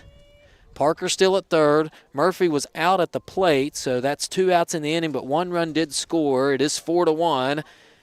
And stepping in is Roxy Schoolcraft here with Lainey Sears, who checked into the game, is on deck. I like that you push them, make the girl make the throw, and she did. So nothing wrong with that. Just a great throw, good effort by Riley to get in on the slide attempt. But you know, the center fielder just came up firing, and she threw a nice strike to home plate. So nothing wrong with that. Our girls did move up behind her to third and to second. Yeah, it was a really good play, and I agree. Make her make the play. Now, you know, this pitch in there, first one was outside, the next one misses as well, and so it's 2-0. The count here with first base open, and Lainey Sears on deck for the Lady Panthers. It is Roxy Schoolcraft, the freshman, standing in against Riddle. Here is the set and the pitch.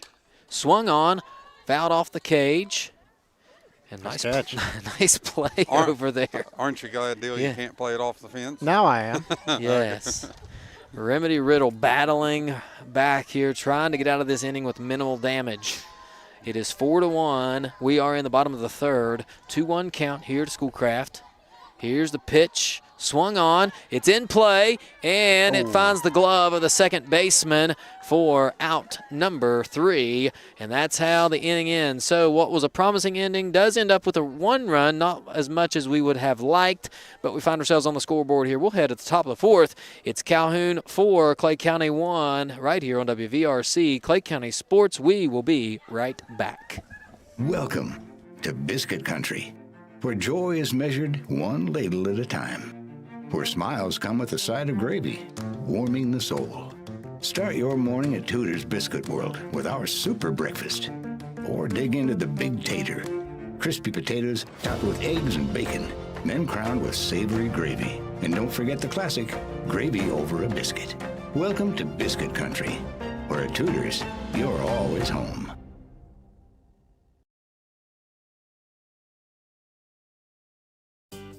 Clay Family Pharmacy is your hometown pharmacy, serving Clay County and the surrounding areas with prompt, reliable service and a family-friendly atmosphere. We are open to serve you weekly. Our hours are Monday through Friday from 9 a.m. to 6 p.m. and we are open Saturdays from 9 a.m. to 2 p.m. Give us a call at 304-587-2123. Clay Family Pharmacy, proud supporters of all Clay County athletes.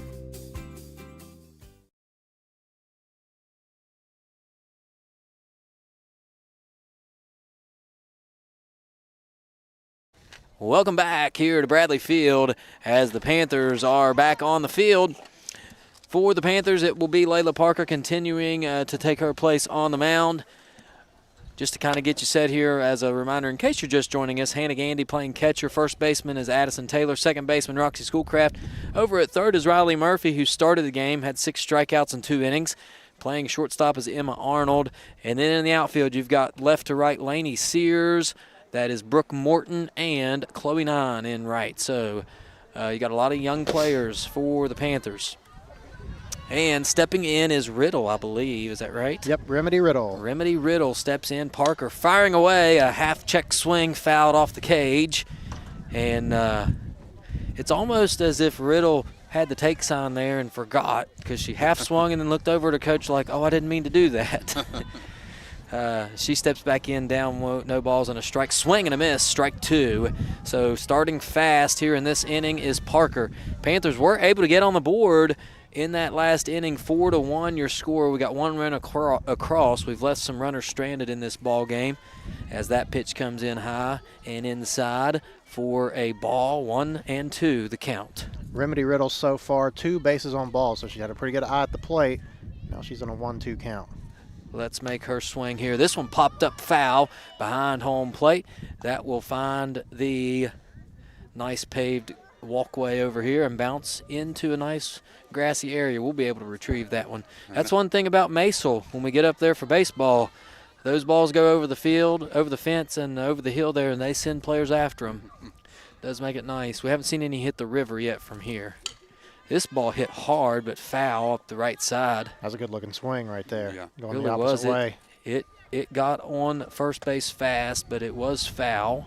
I think everybody's just too cold right now to go at chasing balls, Yes. or even Yeah. saying heads up, because Yes. every time I go to talk, I know it's hard to because of the wind. Here's the pitch. Heads that one up. fouled right toward us. Is it going to stay in Yes, play? sir. It is, and off the glove of Taylor. She got too far underneath it, and we've seen that several times this game. That ball finds the ground, and that is going to give Riddle one more chance. Man, you got to catch those balls. But like we said, as windy as it is out here, maybe looking up into that wind and the ball swirling around is playing some tricks on these girls.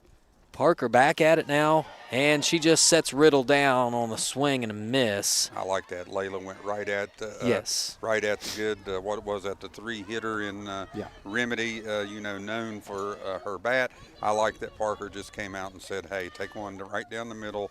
Let's look at see what you got. Here's Cunningham now. Rayleigh Cunningham stepping in. She plays first base. That ball fouled back off the cage. No balls, 1 count. What has she done today, Dill? Cunningham hit by pitch in the first inning, base on balls in the second, so this is her 3rd at bat. She's been on base both times. Yeah, technically no at bats. I was going to say, really you look down the scorecard here, Calhoun hasn't done really anything at the plate and has 4 runs. Yeah, and we have 3-4 hits ourselves and only have 1 run. So I've got us at 6 hits. Yeah, baseball and softball is a weird sport. Yes. All right, Cunningham now setting in. She'll let that pitch go. It is high for a ball. 2-1 the count. We're in the top of the 4th inning. And we'll play 7, I believe. Is that correct? I believe that's probably what we'll play, unless they have different scrimmage rules that they want to go by. That pitch in there on the inside corner for a strike. Nice job. And that brings it back to a 2-2 count. And Parker starting to get really comfortable on the mound here as she is settling in, throwing strikes and working fast. Here's that next pitch. Just did get a piece of it as Cunningham fouls it off the cage to her right. She was behind that one. And it's going to be 2-2 as it's really hard to tell from where we're at, but if you watch the screen, you can kind of see some movement on those pitches, but it's the change of speed. If pitchers are able to change the speed, that really has to mess with the hitter. That one's inside. Chases her off the plate just a little bit. 3-2. You'd hate to get hit by one of those. Oh, yeah. I imagine. Just from my experience with softball, you just want to throw strikes. You throw strikes, good things are going to happen. There's a shot to the second baseman. Nice play by Schoolcraft. She makes it, throws to Taylor in time for the out. And that was a hard hit ball. And there's that defense we talked about. That's a freshman out there at second base. Roxy Schoolcraft, the daughter of a really good baseball player back a handful of years ago in Patrick Schoolcraft. Yes. Definitely. She has the genes for it now. Working fast just off the inside plate is that first pitch to Snodgrass, Kendall Snodgrass here. Will she have 2 Ks? Kendall Snodgrass reached on an error in the first and a strikeout looking. And she'll pop this one up right into the second baseman's glove. Schoolcraft makes the play, and that is a 1-2-3 inning, just the way we like it. We'll head to the bottom of the fourth. Panthers looking to get back in this ball game, down 4-1. We'll be right back. This is WVRC, Clay County Sports. Looking for unbeatable deals? Chino's has 3 sizzling offers for just $9.99 each. Build your own large 3-topping pizza or enjoy a homestyle spaghetti lunch special with that drink. All for only $9.99.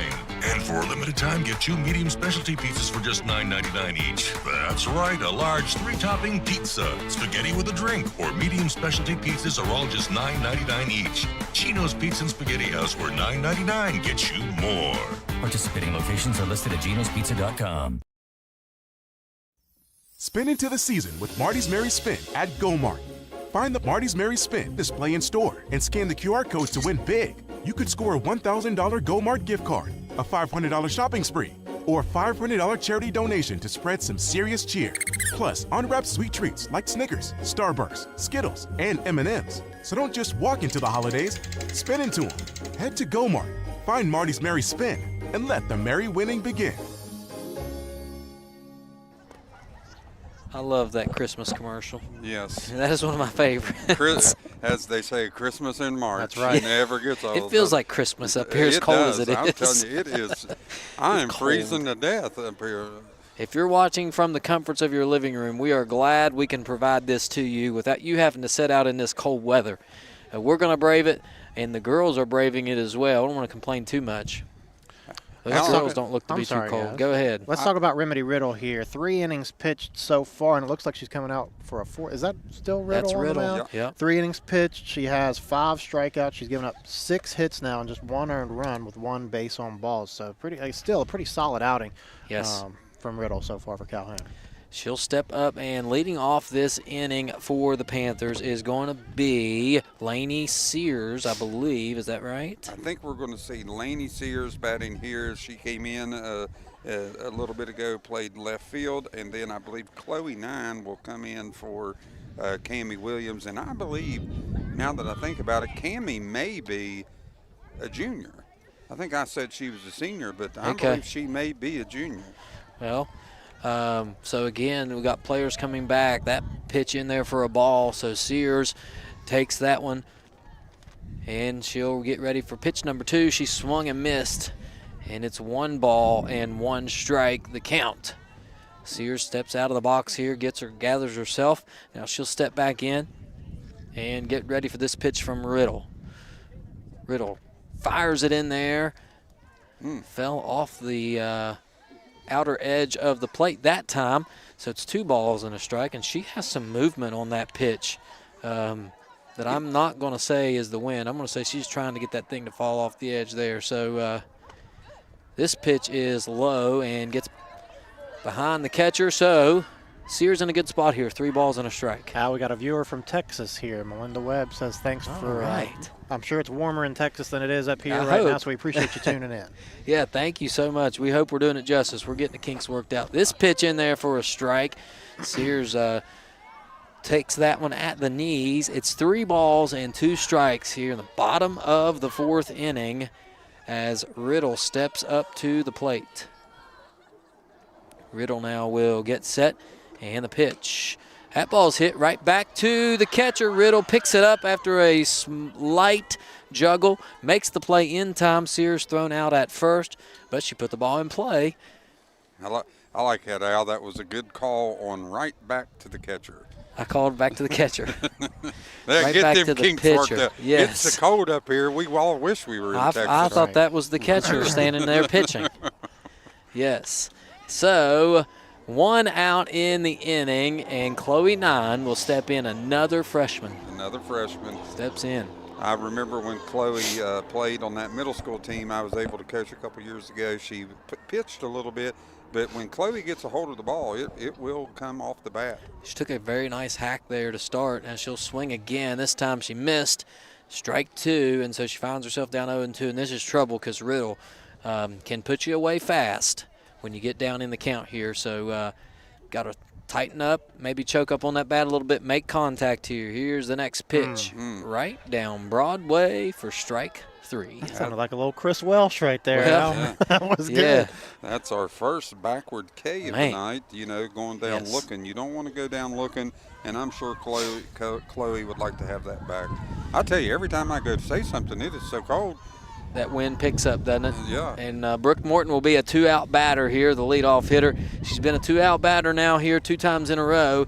She takes the first pitch for a ball. It's 1-0. We're in the bottom of the 4th inning. Nobody on base and 2 outs. The offense has slowed down just a little bit for both teams here. This ball is wired into right field. That's going to be a base hit for Morton, and the throw gets away, but she's going to have to stay right where she's at. Wasn't quite looking there. You'd like to saw her maybe get to scoring position on that, but that is a nice swing going the other way with authority on that one, Al. She hit it hard right at the right fielder, and so she'll be on first base now. So a 2-out runner aboard, and it's going to be Emma Arnold now. Emma likes to swing early and often here in the count. She will not take a strike that she can put in play, so we'll see what she's able to do with it here. You'd like for her to find a hole.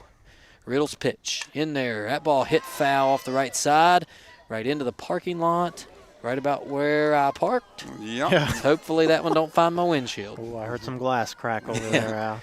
Well, we have a viewer from Ohio, too, so right now we have 1/25 of the United States. How you like that? I like that deal. That is some mathematics. Yeah, good reducing abilities. math. This pitch in there. Hit right to the shortstop. She has to make a play, and she is safe. All right. Oh.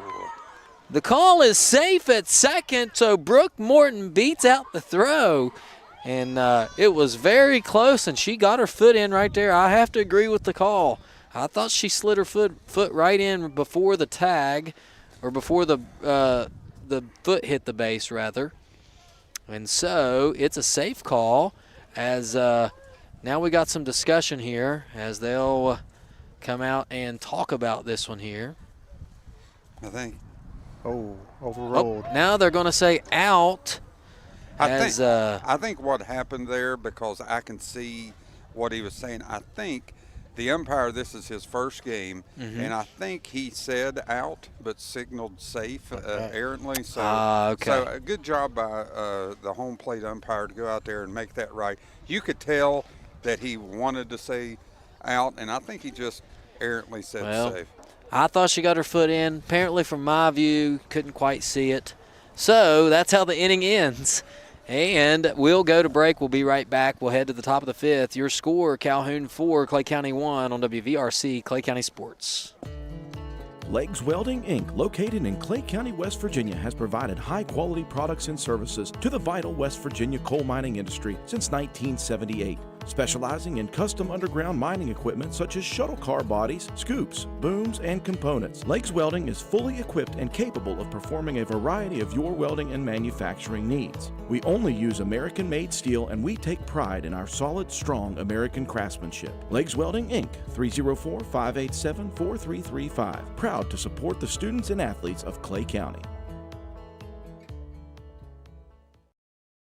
For more than 120 years, People's Bank has been dedicated to helping businesses thrive. The local business and commercial bankers take the time to understand your business, and that's where relationships start. From there, People's Bank offers a range of loans to best fit your needs, because there's no one-size-fits-all approach to financing. Operating loans, lines of credit, cash management, whether it's for day-to-day operations, expansion, or new equipment, People's Bank is committed to working together and building your success. People's Bank, member FDIC.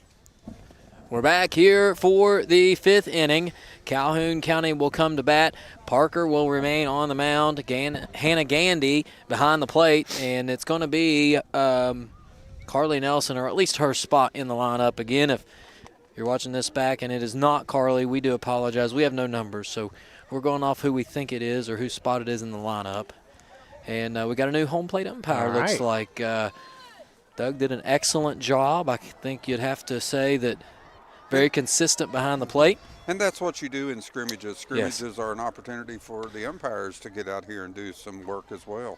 So it's going to take a little, maybe a second or two to reevaluate the zone, because if you get 2 different umpires, it's probably going to be a little bit different of a strike zone in there. And something is wrong with our home plate, I have a feeling. I mean, it just seems like a home plate should be raised up off the ground. And, and this one is not.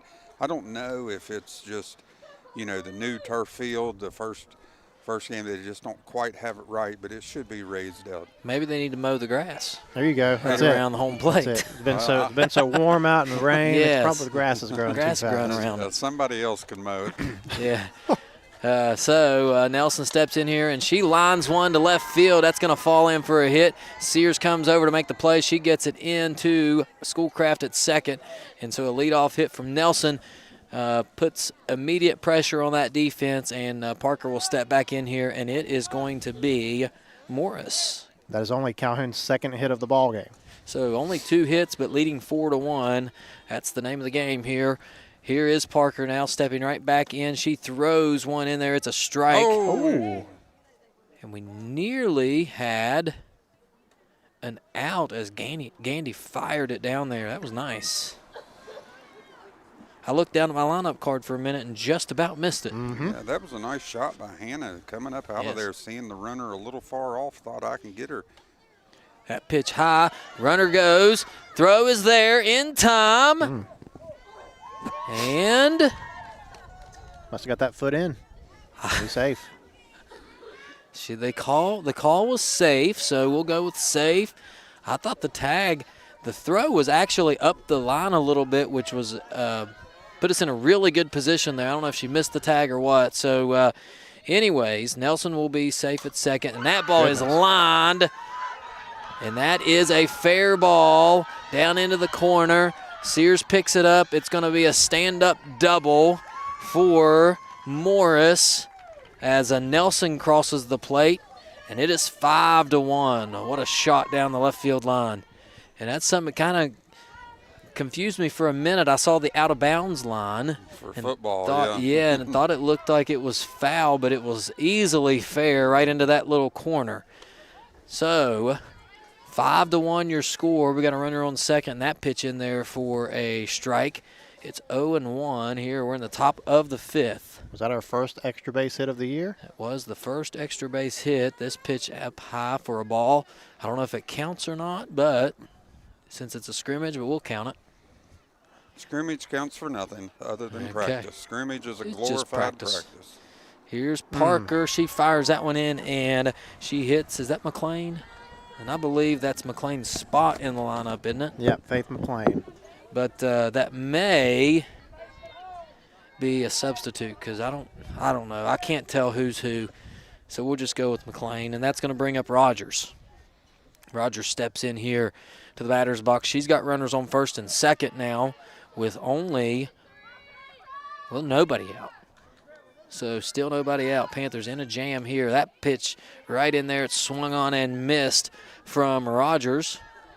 And Parker works ahead in the count. No balls and a strike. She'll step back to the mound here. This pitch in there, it's low, gets away from Gandy. Runners will move up a base. And now we've got runners in scoring position now, second and third.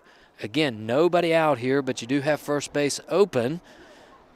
If you get yourself in a jam, but 1-1, you'd like to not put anybody else on base, trailing 5-1. And I know baseball coaches stepped away for a second, but you normally put maybe your weaker hitter down in the 9 spot. Maybe in softball you're looking for that second leadoff hitter. So Tiara Rogers might be just as good a hitter as their leadoff batter. Parker. Is that strike 1 or strike 2? I got 1-1. We'll play it from there. Yep. And there's a swing and a miss. Strike 2 now. Okay. And nope, strike 3. All right, so I had it back. I had we'll one away. There we go. Yeah, we'll take it. So that's the first out of the inning, and Gabby Smith will step in looking for 4 strikeouts on the evening. Is that the golden sombrero? I was wondering. I was going to ask if that was what that was. She immediately swings trying to line that one out. She has put the ball, believe it or not, for somebody who struck out 3 times, she has hit the ball. It just hasn't lined out in her favor. So I have no doubt that she can put this thing in play when the rubber meets the road. So we'll see if Parker can't put together a couple good pitches here as she is set to go on the mound. Parker fires it in there. Swing and a miss. Strike 2, and Smith's down 0-2.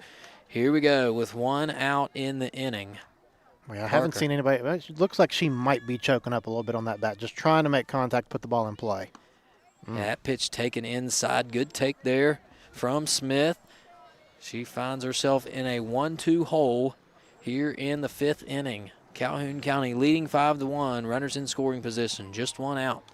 This pitch just a little bit outside for a ball, and it is 2-2. So we're back to even here. Parker steps up to the plate. That pitch in there, inside, another ball. So from 0-2 to a full count, it's 3 balls and 2 strikes. And Parker steps up on the mound here looking for the decisive strike 3. Find something that you can do. Get an out here. That pitch high, not going to do it with first base open, though. Smith will head down to first. Now you've got the bases loaded. So I'm an optimist. You got an out at any base. You got a double play chance now. You can go quickly. Let's turn 1. How about a 6-4-3 double play? I'm okay with that. Here's the pitch from Parker, and that's a swing and a miss by Wilson. Briley Wilson now.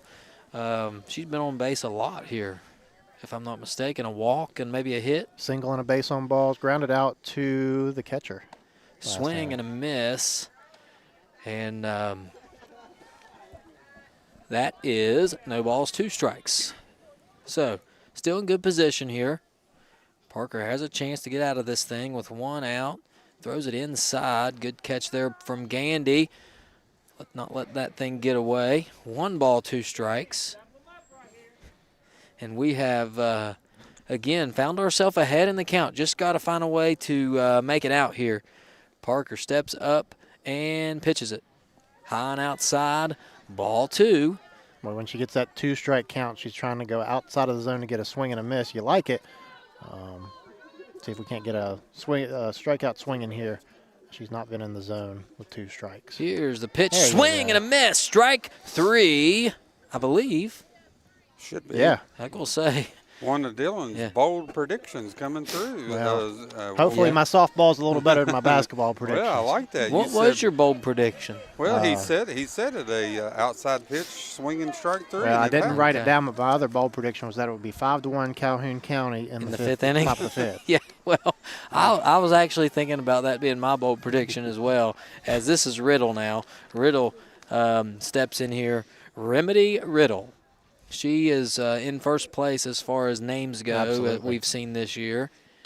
She takes that ball high for ball 1. It's 1-1 the count. Bases are loaded with 2 out in the top of the 5th. Panthers down 5-1. Riddle 0 for 1 on the evening, 2 base on balls. That's a shot. It just kind of falls dead. Arnold makes the play from her knees and can't get it to first base, but there's a play at the plate. Throw in there is not in time. It's safe. And so Riddle will reach first.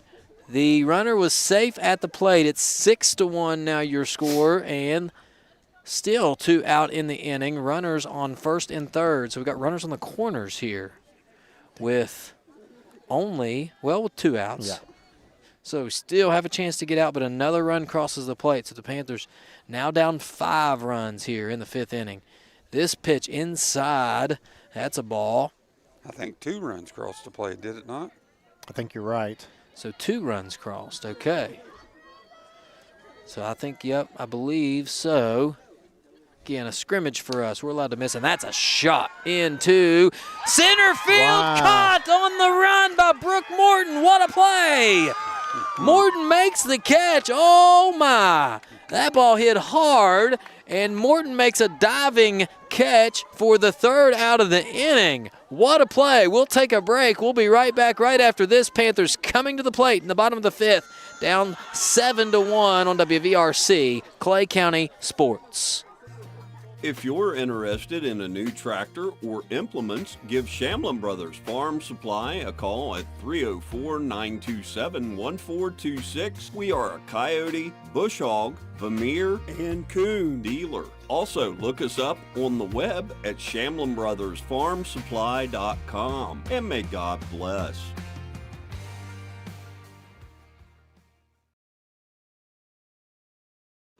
Stumps Funeral Home and Cremation has been in business since 1897. Family owned and operated for 6 generations, offering you and your loved ones services with dignity and respect. With 3 locations to serve your needs in Grantsville, Arnoldsburg, and Stump Maddox Funeral Home in Clendenin. We offer traditional funeral services, cremation, green burial, monuments, new sales and lettering of existing stones, military services, funeral pre-planning, and aftercare grief resources. Let our licensed professionals guide you through the difficult process of honoring and saying goodbye to your loved ones. Stumps Funeral Home and Cremation.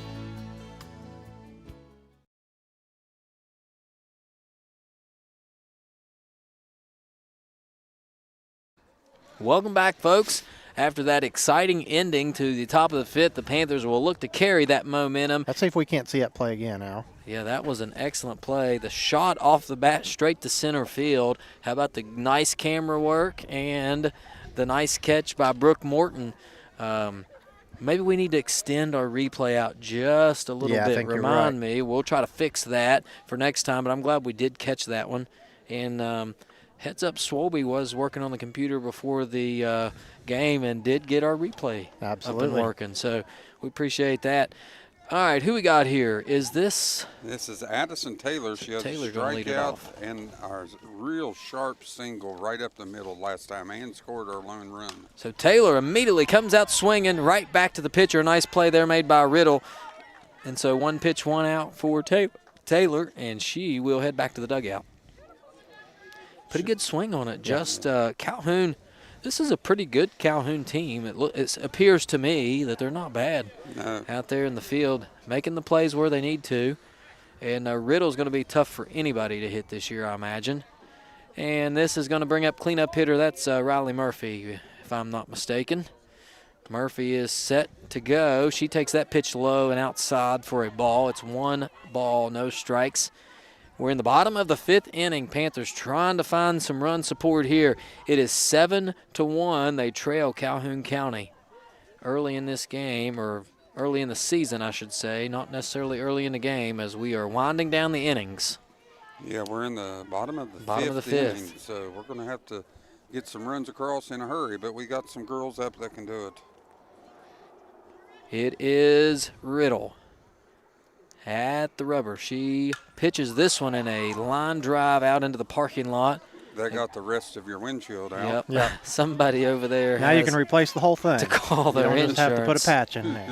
And if you're watching and you're from, what's the windshield repair company? Safe Light Repair, Safe Light Replace. If you would like to sponsor WVRC, please call us. It could be a perfect sport for you to sponsor. Riley Murphy, again battling, fouls this one off the cage. It is 2 balls, 2 strikes. And I don't want to speak too soon, but at least the wind has died down a bit. Oh, Can you imagine the wind blowing right now? Oh, nope. Deal. Nope. No way. The wind would never blow up here. This pitch on the inside, and it's a strike. So Murphy takes a strike and strikes out looking. That's a tough one there. Had to bring up Layla, and Layla had a single earlier. If you remember, she hit one when we had 2 people on base towards the third baseman, I believe. Just a good little hack. Miss. Yeah, that was a really good hack there by Parker. As she did put one in play. And does she have the lone RBI? No, Hannah has the RBI. Layla hit a little ball right in front of the third baseman there that loaded the bases up for Hannah earlier. This pitch down and away for a ball. It's 1-1 the count. Riddle doing all the heavy lifting for the Lady Red Devils here. She has pitched, and I imagine will pitch the entirety of this ball game. I believe I would if I was them. Yes, this ball is hit. It's a little flare into right field. It will find green grass and gets by the right fielder. Parker going to head into second. She'll advance on the air, so a single and an error, and that is the way you like it. So right in front of Hannah Gandy is Layla Parker with the hit. And so the Panthers now have some action on the bases. Yeah, Hannah comes up with an opportunity here with a runner in scoring position to get the second RBI of the season. So, yeah, we'll take it, and that's a nice job there by Parker to find the hole out in right field, put it where they're not, and now Riddle has to work with a runner in scoring position. This ball is hit right back to Riddle. She'll turn around and fire at the first in time for the out, and that is out number 3. So unable to push that run across. It remains 7-1 your score. We'll head to the top of the 6th. This is Lady Panther Softball on WVRC Clay County Sports. We'll be right back. Welcome to Biscuit Country, where joy is measured one ladle at a time, where smiles come with a side of gravy, warming the soul. Start your morning at Tutors Biscuit World with our super breakfast, or dig into the big tater, crispy potatoes topped with eggs and bacon, then crowned with savory gravy. And don't forget the classic, gravy over a biscuit. Welcome to Biscuit Country, where at Tutors, you're always home.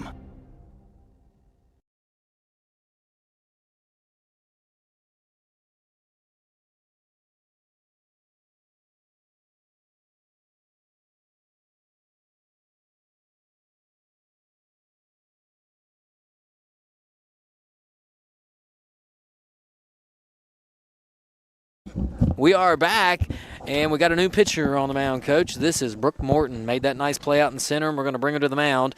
Just another one of those arms that you talked about that is available for the Panthers. So let's reset here. I'm trying to see. It looks like Layla is just going to go out to center field. Mm-hmm. And so Parker will go to center. In right is – who is that out in right? Wait a minute. We got somebody new in right field, too. Kylie Gill. That is Kylie Gill out in right field. I believe, is she a freshman as well? I believe she is a freshman. I haven't had Kylie in class, so I imagine she's a freshman. Over in left remains Laney Sears. Around the infield, from left to right, starting at third base, you've got Murphy at third, Arnold at short. Schoolcraft remains in the game at second, and Taylor remains in at first, so no changes there. And behind the plate is Gandy. So getting a look here at some of the arms we have available for the Panthers. And, again, you watch Morton fire it in there, and there is really not much of a drop-off as far as ability to throw it in there hard. And I'm sure that these ladies, all of them are fired up and ready to pitch. How about coming in to pitch after making a diving catch like that? Got to love that. Well, I'll tell you now, all 3 of our pitchers have pitched well today. It's been some – a couple walks, a couple hit batsmen, but we've struck out a lot of batters today. Yeah. But we've been, we haven't been as good as we need to be in the field to be able to pick up a win. We had a couple errors in that first inning out towards left field. Then we've picked up a couple other ones over the course of the game. So I like our pitchers. I like the way they're pitching. Just got to throw strikes. I've got our pitchers for a combined 10 strikeouts this evening. So pretty incredible pretty stuff. Good work yes. so far, yeah. So we're all set to go, and who is this batting now, dude? I have Kendall Snodgrass's spot in the order. So this is Snodgrass now will step in. She'll take that first pitch for a ball, and it is 1 ball, no strikes, the count, as Morton will step in and fire this one in there. That's low for ball number 2. So 2-0 now. It's amazing how you can fire a million strikes in there, and then that batter steps into that batter's box. It is just a little more difficult to do so. Yeah. This pitch in there, that's a hard hit ball right to the shortstop. Nice play. Arnold makes it, throws it over to first in time for the out.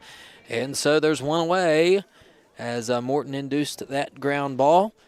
It's going to be, who we got now coming up here? Is Harley Nelson. Nelson. My papers have frozen to the table almost. Whereas I haven't shivered in a long time, and I'm shivering. Well, in football, we were in that warm press box up there. Yes. We didn't have to come out here to the elements as this pitch is in there high. But, man, it is tough. You got to – how about the girls out there playing in this weather? It is cold right now. As the next pitch in there fouled back. Nelson's staying alive here. It is 1 ball, 1 strike. Top of the 6th inning, so the Panthers will have 2 more cracks at it here if they want to get back in this thing before the end of it. Morton now fires this one in there. It's low, bounces across the plate, and it is it 3-1? I've got 2-1. 2-1. I could be behind. You're probably correct. I've learned to trust you, Dill. This pitch fouled off to the right side. So somebody's got to make a play on that one over in the seats. We got lots of fans here. For as cold as it is, I'm surprised at the amount of fans that are here. Does high school softball have the banana ball rule where if you catch a foul ball, it's an out? Should be. All right. I don't know if it is. We'll talk to the rules committee. Let's do it. As Morton now working with 2 strikes. Fires it in there. It's a shot down the right field line. Fair ball into the corner. It gets past Gill. Rolling around down there in that corner. She fires it back into the cutoff man, and it is... Oh, that was foul. Okay. Well, that was a good practice on a triple. Good practice for I can't see. It's right underneath us, yes. And I just assumed. But I was going to say something happened to the runner because she hasn't even made it to first. I seen it. Al had turned to watch the batter, and I was like, "Yeah, it's foul," but I'm not. I didn't want to ruin. I didn't want to ruin what you. You could have told sounded me. Really good. I thought so too, but you could have said foul ball. Well. I could have saved that one for a real ball down the line. She's going to reach base anyways on a base. There's people watching from Texas. That's right. They need to hear you. So she ends up on first anyways. Yeah. And that down is the line. Yes. Was that Nelson, correct? That was Nelson. And this is Morris. Yep. So Kaylia Morris will step in now as Morton fires that one in. Swing and a miss. Wasn't she the one that hit one down the left field line for a double? She had a double her last at bat, yes. So she's down in the count. No balls and a strike. She has some pop in that bat. She'll take this one inside and high for a ball. It is 1-1 now with a runner on first. 1 out here in the top of the 6th. Panthers trying to find a way to claw back in this one. Here's the next pitch. It rolls in there for a ball. Runners off. Throw down to second. Not in time. And Nelson will slide in safely. So now you've got a runner in scoring position here if you're Calhoun. Leading 7-1 in this ball game. Morton working with a 2-1 count here. Top of the 6th inning. It is Kaylee Morris. Now we've got time here as the home plate umpire has a discussion with somebody. Not sure. She's probably talking about how cold she is. Mm-hmm. Yeah, somebody get some hot chocolate or some coffee. Well, that sounds good. Yes. Here's the pitch from Morton. Right in there for a strike. I was going to say a late strike call, but that was definitely a strike. Anna did a good job framing that. There you go. Yes, she did. Held it right there. Nice play all around. Now with 2 strikes, fires in there low and away for a ball. I tell you, for a freshman, Hannah has come in here, first varsity action on the new turf field, and had a nice game. Yeah, she really has. Done a good job back there. When you don't talk about your catchers, that pitch is swung on and missed. That's a strikeout. And Morton gets her first strikeout of the night. How many is that as a team? 9 or 10? That's 11 right there. 11 strikeouts. Wow, pretty impressive. And this is McLean. McLean stepping back in. This pitch gets by Gandy just a moment. She is able to find it. And over to third base goes Morris. But you talked about Hannah. She has done a really good job back there behind the plate. And that's a really tough spot. And when you struggle at the catcher position, you know it. Yeah. Everybody knows it that's here, and everybody from home will know it. And she has really done a nice job quietly back there, had a really good game. Mm-hmm. One thing that goes unnoticed in a ball game, especially when runners are on there, is that throw back to the pitcher, and not throwing it away. I was always real I'd get aggravated if we didn't back up that throw. Yeah. You know what I mean? Because I did not want a free run coming in for no reason. But, back in those days, we had excellent catchers, excellent pitchers, and I think we got that coming with this youthful Lady Panther team. Back on the rubber is Morton now. She'll step and pitch, swing, and a miss. And that is strike number, I bet it is 1. I've got the count 3-1. It could be very easily right. 2-1, but I think it's 3-1 here. Here's the pitch now from Morton. That ball in there, I thought that one caught the plate. It was low, apparently. And so down to first base will go McLean, and that will bring up Rogers. Sometimes now in softball, when you have a runner on third base and the batter walks with nobody on first or second, she'll go ahead and take a free second. But she decided not to do that there. Yeah, you're right, because that throw goes down to second, and if it's not in time, a run's going to score from third. You see that a lot in high school baseball as well. A lot of when you get first and third, it's a real advantage to the offense. And we'll see if they send the runner here. Here's the pitch from Morton, and there goes the runner. As predicted, she'll get in there without a throw. What do you call that? Advanced on defensive indifference? Yeah, I wouldn't give that a stolen base, but some teams may do that, but I don't think that's considered a stolen base. This ball hit foul, bounces right off the plate there and in front of the batter. So it's a 2-strike count here for Morton as she works out of this little jam that's been created here with runners in scoring position here. Down 7-1, fires that in there. That's just outside for a ball. 2-2 the count. And, boy, I know it's cold, but this field is absolutely beautiful here when those lights come on as this ball is fouled off the right side. But, man, you get a shot of that field. It is beautiful out here on that. Check that out. That sunlight comes out, or those lights come on, man. All right, here's Morton. She's working in a 2-2 count. Rolls that one in there. That's ball 3. Runner's going to come to the plate. And the throw is in time for the out. Nice play there made. Gandy to Morton and made the out. You're going to see it right here. Gandy scrambles back, makes a nice throw. The tag applied. And that is out number 3. What a play. And we'll head to the bottom of the 6th. Panthers looking for some run support here. This is Lady Panther Softball on WVRC Clay County Sports. We'll be right back. In your time of need, call Wilson Smith Funeral Home, 154 Main Street in Clay, West Virginia, providing all your needs for pre-needs, burial, cremation, and memorials. We have 2 locations to better serve the public, Wilson Smith Funeral Home in Clay, West Virginia, and Pennington Smith Funeral Home, located in Golly Bridge, West Virginia. We offer personalized services and a caring staff.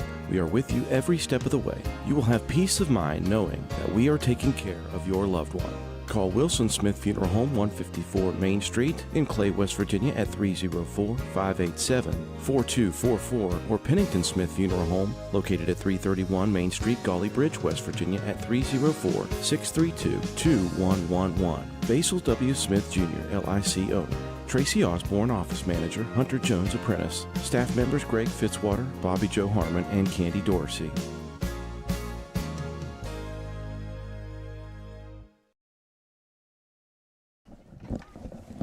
We are back as the Panthers get ready to come to the plate, and we're kind of, discussing things here. The opening game of the regular season for the softball team is next Thursday against Roane County, so we hope to be right back here. Now, the only thing that could mess up a broadcast is the potential for rain. That kind of makes it very difficult when you got cameras out here and there's a chance for rain, so we'll do the best we can, but hopefully it'll warm back up a little bit. But I will say this, Al, as far as rain is concerned, when you have a turf field, rain is not as a big of a problem as it would have been had we not had a turf field. Our girls were out here the other day practicing in a little light rain. So light rain matters nothing because the field does not get muddy. Riddle is back on the mound, and at the plate is Schoolcraft. Schoolcraft has had a nice night. What is she in the scorebook, deal? I don't have the home. She had a single and a pop out to the second baseman. Okay.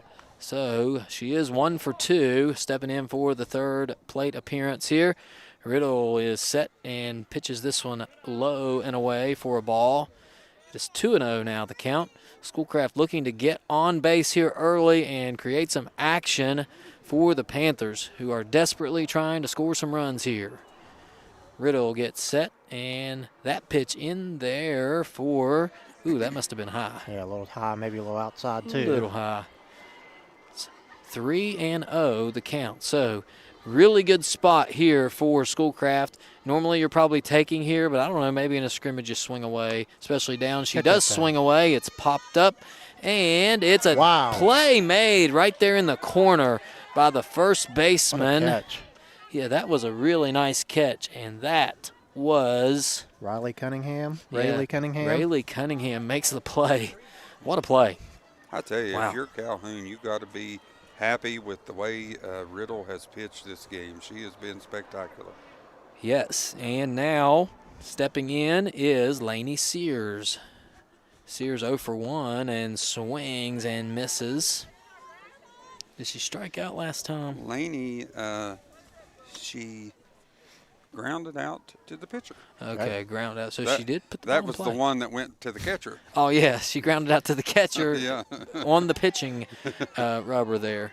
Well, speaking of Riddle, she's gone 5 innings. She has 7 strikeouts, only 1 base on ball. She's given up 9 hits, but she's worked around those very well, just giving up the 1 run. 9 hits with 1 run. That's something we're going to have to get better at here as Riddle throws this one in here. It's popped up high and almost right to us. Yeah, I wanted to catch that so bad I couldn't stand it. I'm telling you. I believe if I would have touched that ball, my fingers would have broke completely in two. It was coming right at us, and I did not even move my hands out of my hoodie pocket. No, it could have hit me right in the head for all I cared. If it would have bounced right on me. I'd have caught that. Deal would have had it. Don't worry, I'll take care of it. All right, so down 0-2. Here is Sears. Right back in now. She'll call for time here. As we are getting set to go. She gets the sign from third base. She'll step back in and get ready. 0-2. Put one in play here, Laney. Here's the pitch from Riddle. High. Good eye there. As she'll step back in, get another shot at it. 1 ball, 2 strikes the count. As she is ready to go. They're giving us a lot of room over here in right center. I'd like to see her put one to the wall here. Yes. Good rip on that one. Straight really back. Good rip. Line that thing out. That thing might find a gap. We bases are empty here as we approach the end of this ball game. Bottom of the 6th, Riddle's pitch now. This time fouled right off the top of the cage. And you see these Panther hitters starting to put this ball in play a little more. And these aren't timid swings here by Laney. She's swinging hard, trying to put that thing out into a gap somewhere. Coach said right center field. I'd like to see one go out there, let her run for a while. There's also a lot of room down the third base line. Yep. Riddle may take something off this pitch here. Yeah, there you go. Good call. And there she does. Good call. And swing and a miss. You can almost see the speed difference as she was way out in front of that one. And that's a good heads-up play by the pitcher. And whoever calls the pitches down there for Calhoun knew what they were doing and gets the strikeout for the second out of the inning. And into the batter's box now is Kylie Gill. Kylie Gill. Gill, just a freshman. Again, we've got a team full of freshmen and sophomores here, so a good young nucleus of players for the Lady Panthers. Riddle now right back on that rubber. She will fire it in there, swing and a miss. I don't know if y'all can see it from here. It looks like Gill might be choked up just a little on that bat, trying to make a little contact. Yep, and I don't blame her here. Just trying to put the ball in play as Riddle will step in here. I imagine she's going to get another fastball. There it is, and it's a hard hit ball from Gill, but right into the glove of the first baseman. But my goodness, what a play. Cunningham has been very good defensively down there at first base. Yes, and that's how the 6th inning ends. We got one more to go. It is 7-1 your score. Calhoun County leads. We'll head to the top of the 7th right after this. Thanks for tuning in, everyone. This is WVRC, Clay County Sports. Clay Family Pharmacy is your hometown pharmacy, serving Clay County and the surrounding areas with prompt, reliable service and a family-friendly atmosphere. We are open to serve you weekly. Our hours are Monday through Friday from 9 a.m. to 6 p.m. and we are open Saturdays from 9 a.m. to 2 p.m. Give us a call at 304-587-2123. Clay Family Pharmacy, proud supporters of all Clay County athletes.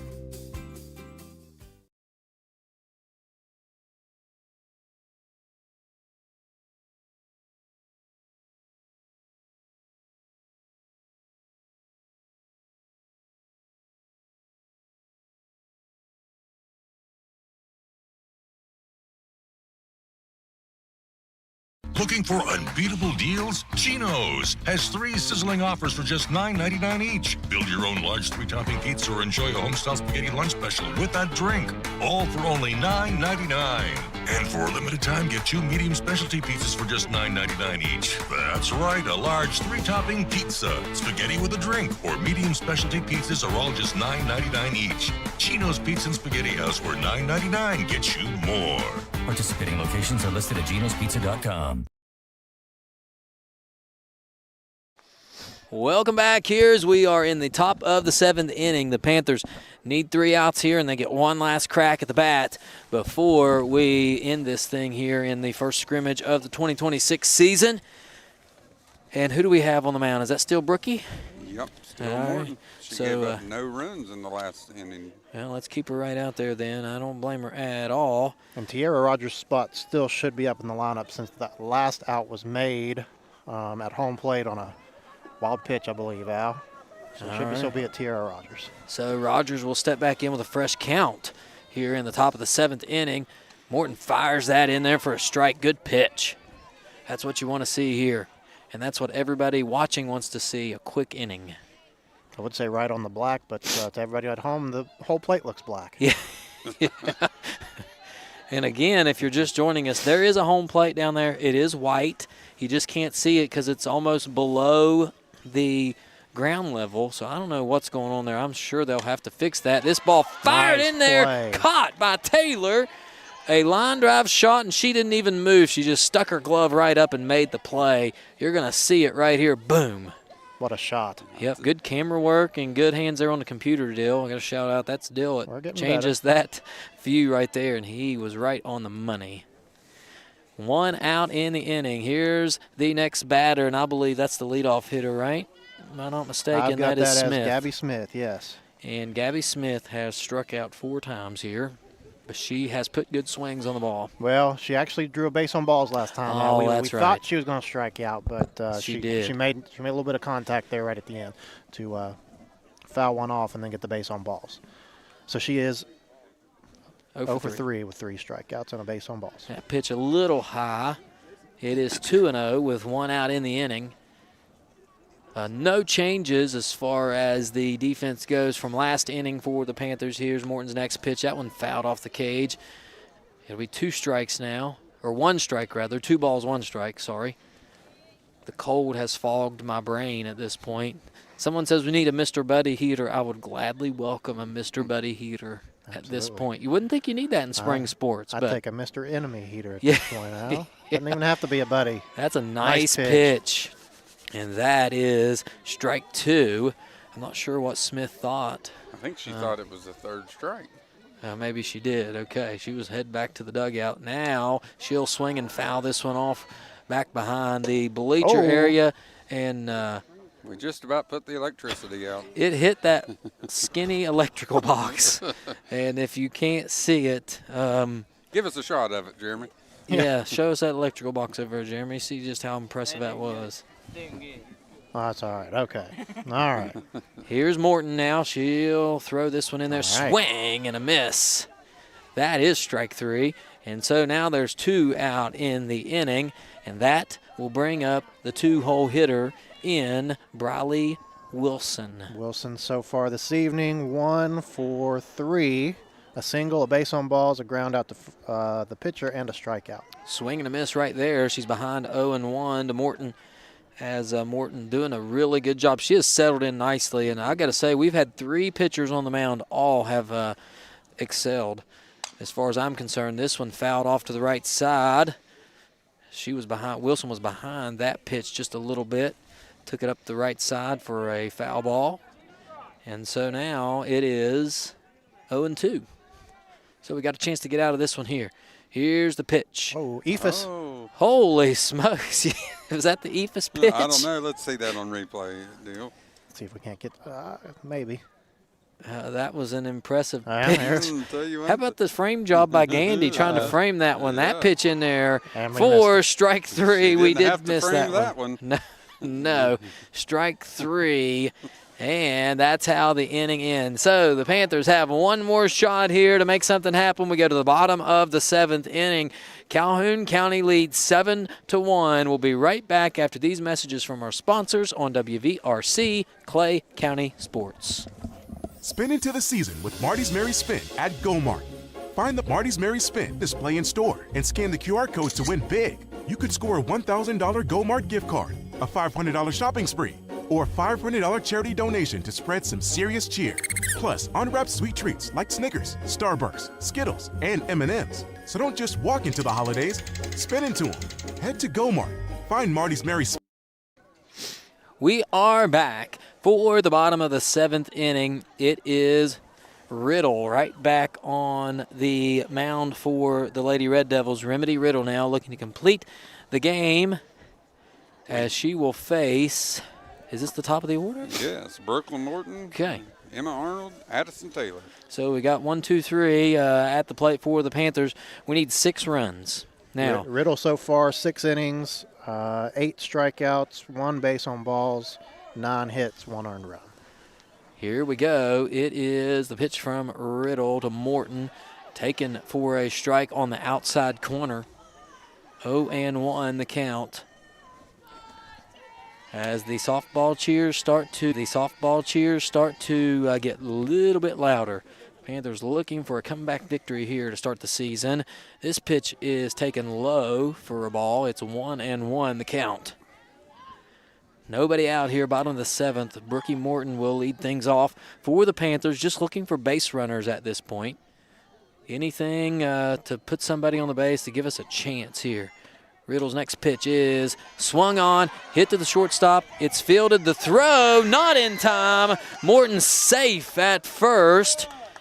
And so we're going to have a runner on base. And, Coach, I don't know if you know if softball or if baseball uses it or not, but softball does have that orange bag that is used for the runner only, correct? That is correct. That is the base runners. That way the first baseman can have the front of the bag and the runner can have the back of the bag. As a first baseman, you are not allowed to tag the orange bag for an out. You have to touch the white bag, but the runner can use that orange one. This pitch swung on and missed by Arnold, and again, she comes out swinging. She is not letting a pitch go by that she can handle, and she hasn't seen one that she can't handle yet. As she'll step in here down, no balls and a strike, and I like her approach. Get a pitch you can hit, put a good swing on it. Here's the next pitch. She hits this one right back to Riddle. She is able to stop at the throw. Very close. And I don't know. I think he did it again. I think he meant to call safe or out, and he called safe. All right. Well, she's going back to the dugout, so that must be.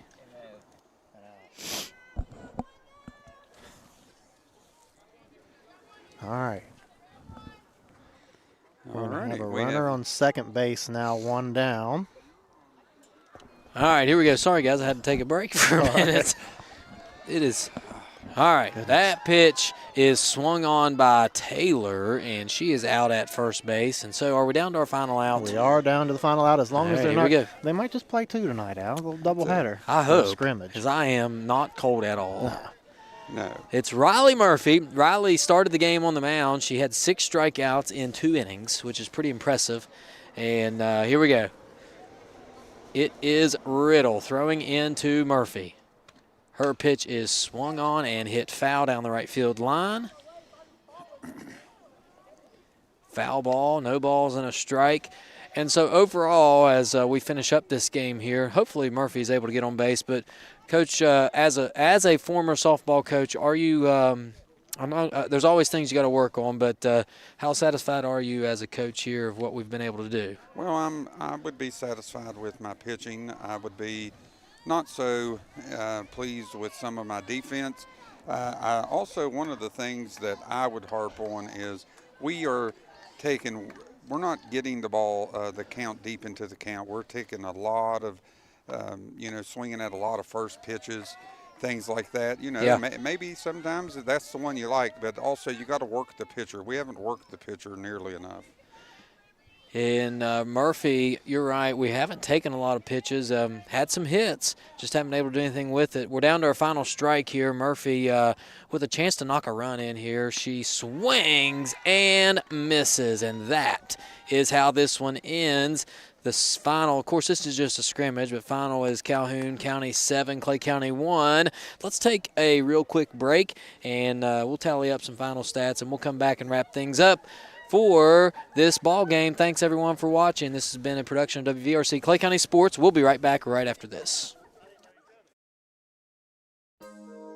In your time of need, call Wilson Smith Funeral Home, 154 Main Street in Clay, West Virginia, providing all your needs for pre-needs, burial, cremation, and memorials. We have 2 locations to better serve the public: Wilson Smith Funeral Home in Clay, West Virginia, and Pennington Smith Funeral Home located in Golly Bridge, West Virginia.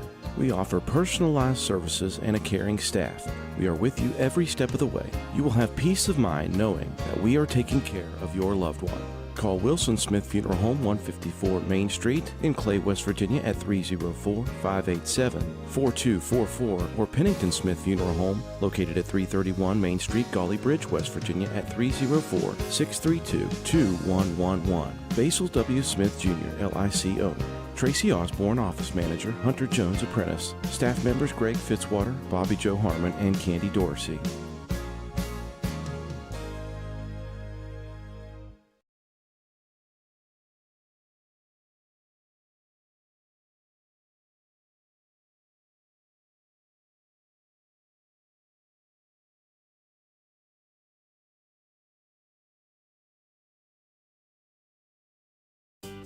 Clay Family Pharmacy is your hometown pharmacy, serving Clay County and the surrounding areas with prompt, reliable service and a family-friendly atmosphere. We are open to serve you weekly. Our hours are Monday through Friday from 9 a.m. to 6 p.m. and we are open Saturdays from 9 a.m. to 2 p.m. Give us a call at 304-587-2123. Clay Family Pharmacy, proud supporters of all Clay County athletes.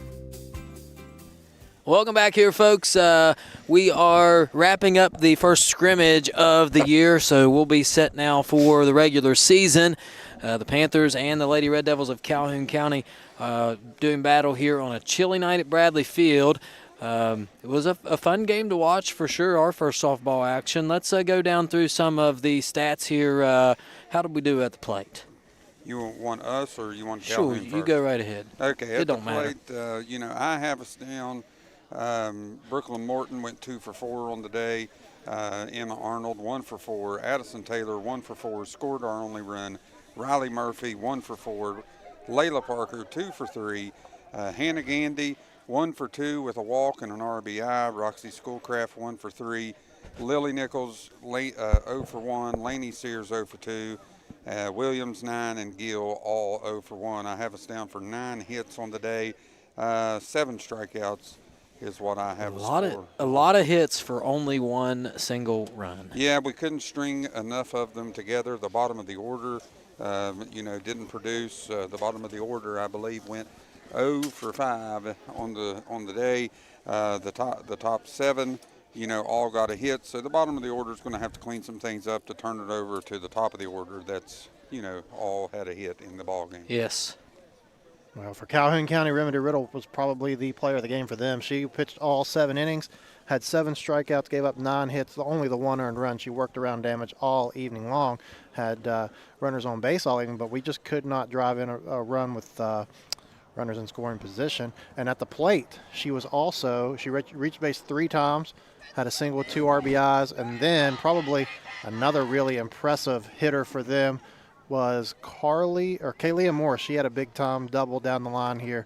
So Calhoun looked pretty good this evening, swinging the sticks and with Riddle on the mound. So pretty good ball game here. I'm glad we got our first one under our belts. Hopefully it warms up next time, Al. Yep, and again, next week it's Clay County and Roane County to open up the season Thursday evening right here. We'll have all the coverage for you. Let us know how we did. Hopefully you were able to watch the game and had a couple good views. I want to thank everybody that's a sponsor. Thanks to all the people that help us, Drew Miller and, of course, Swolby. If you don't know Justin Holbert, Swolby He keeps all this together, the only reason we're able to do this. So he was able to get things up and running. We appreciate Jeremy, who is not standing here. He went in to get inside. Right there he is behind me, snuck in. He helped run our camera up here on the deck, and it is blue cold out here, so we appreciate him. Coach, thanks for joining us. We appreciate it. Dill, thanks for coming in. Absolutely. And it's going to be a fun season. Softball and baseball in full swing. We'll do just as many games as we possibly can. Don't know how many road games we can do just because the setup is a nightmare on the road. I'm not really sure how you would do that, but we'll do as many home games as we can do, and we'll bring all the action to you. Thanks again, folks. If you know anybody that wants to sponsor us, please do so. We need sponsors to make this thing happen. But really excited. Fun game. Any last thoughts? Just going to have to string together multiple hits and tune up a couple things. I think, we have a positive outcome coming on the season. Yep. Agreed. Do anything? Nothing else to add. I like it. Well, let's pack things up, folks. Thanks for watching. We appreciate it. Good night. We'll see you right back here next Thursday evening for the season opener. It's been fun. For Alan Tanner, Dylan Vaughn, and Jason Nichols, this is WVRC Clay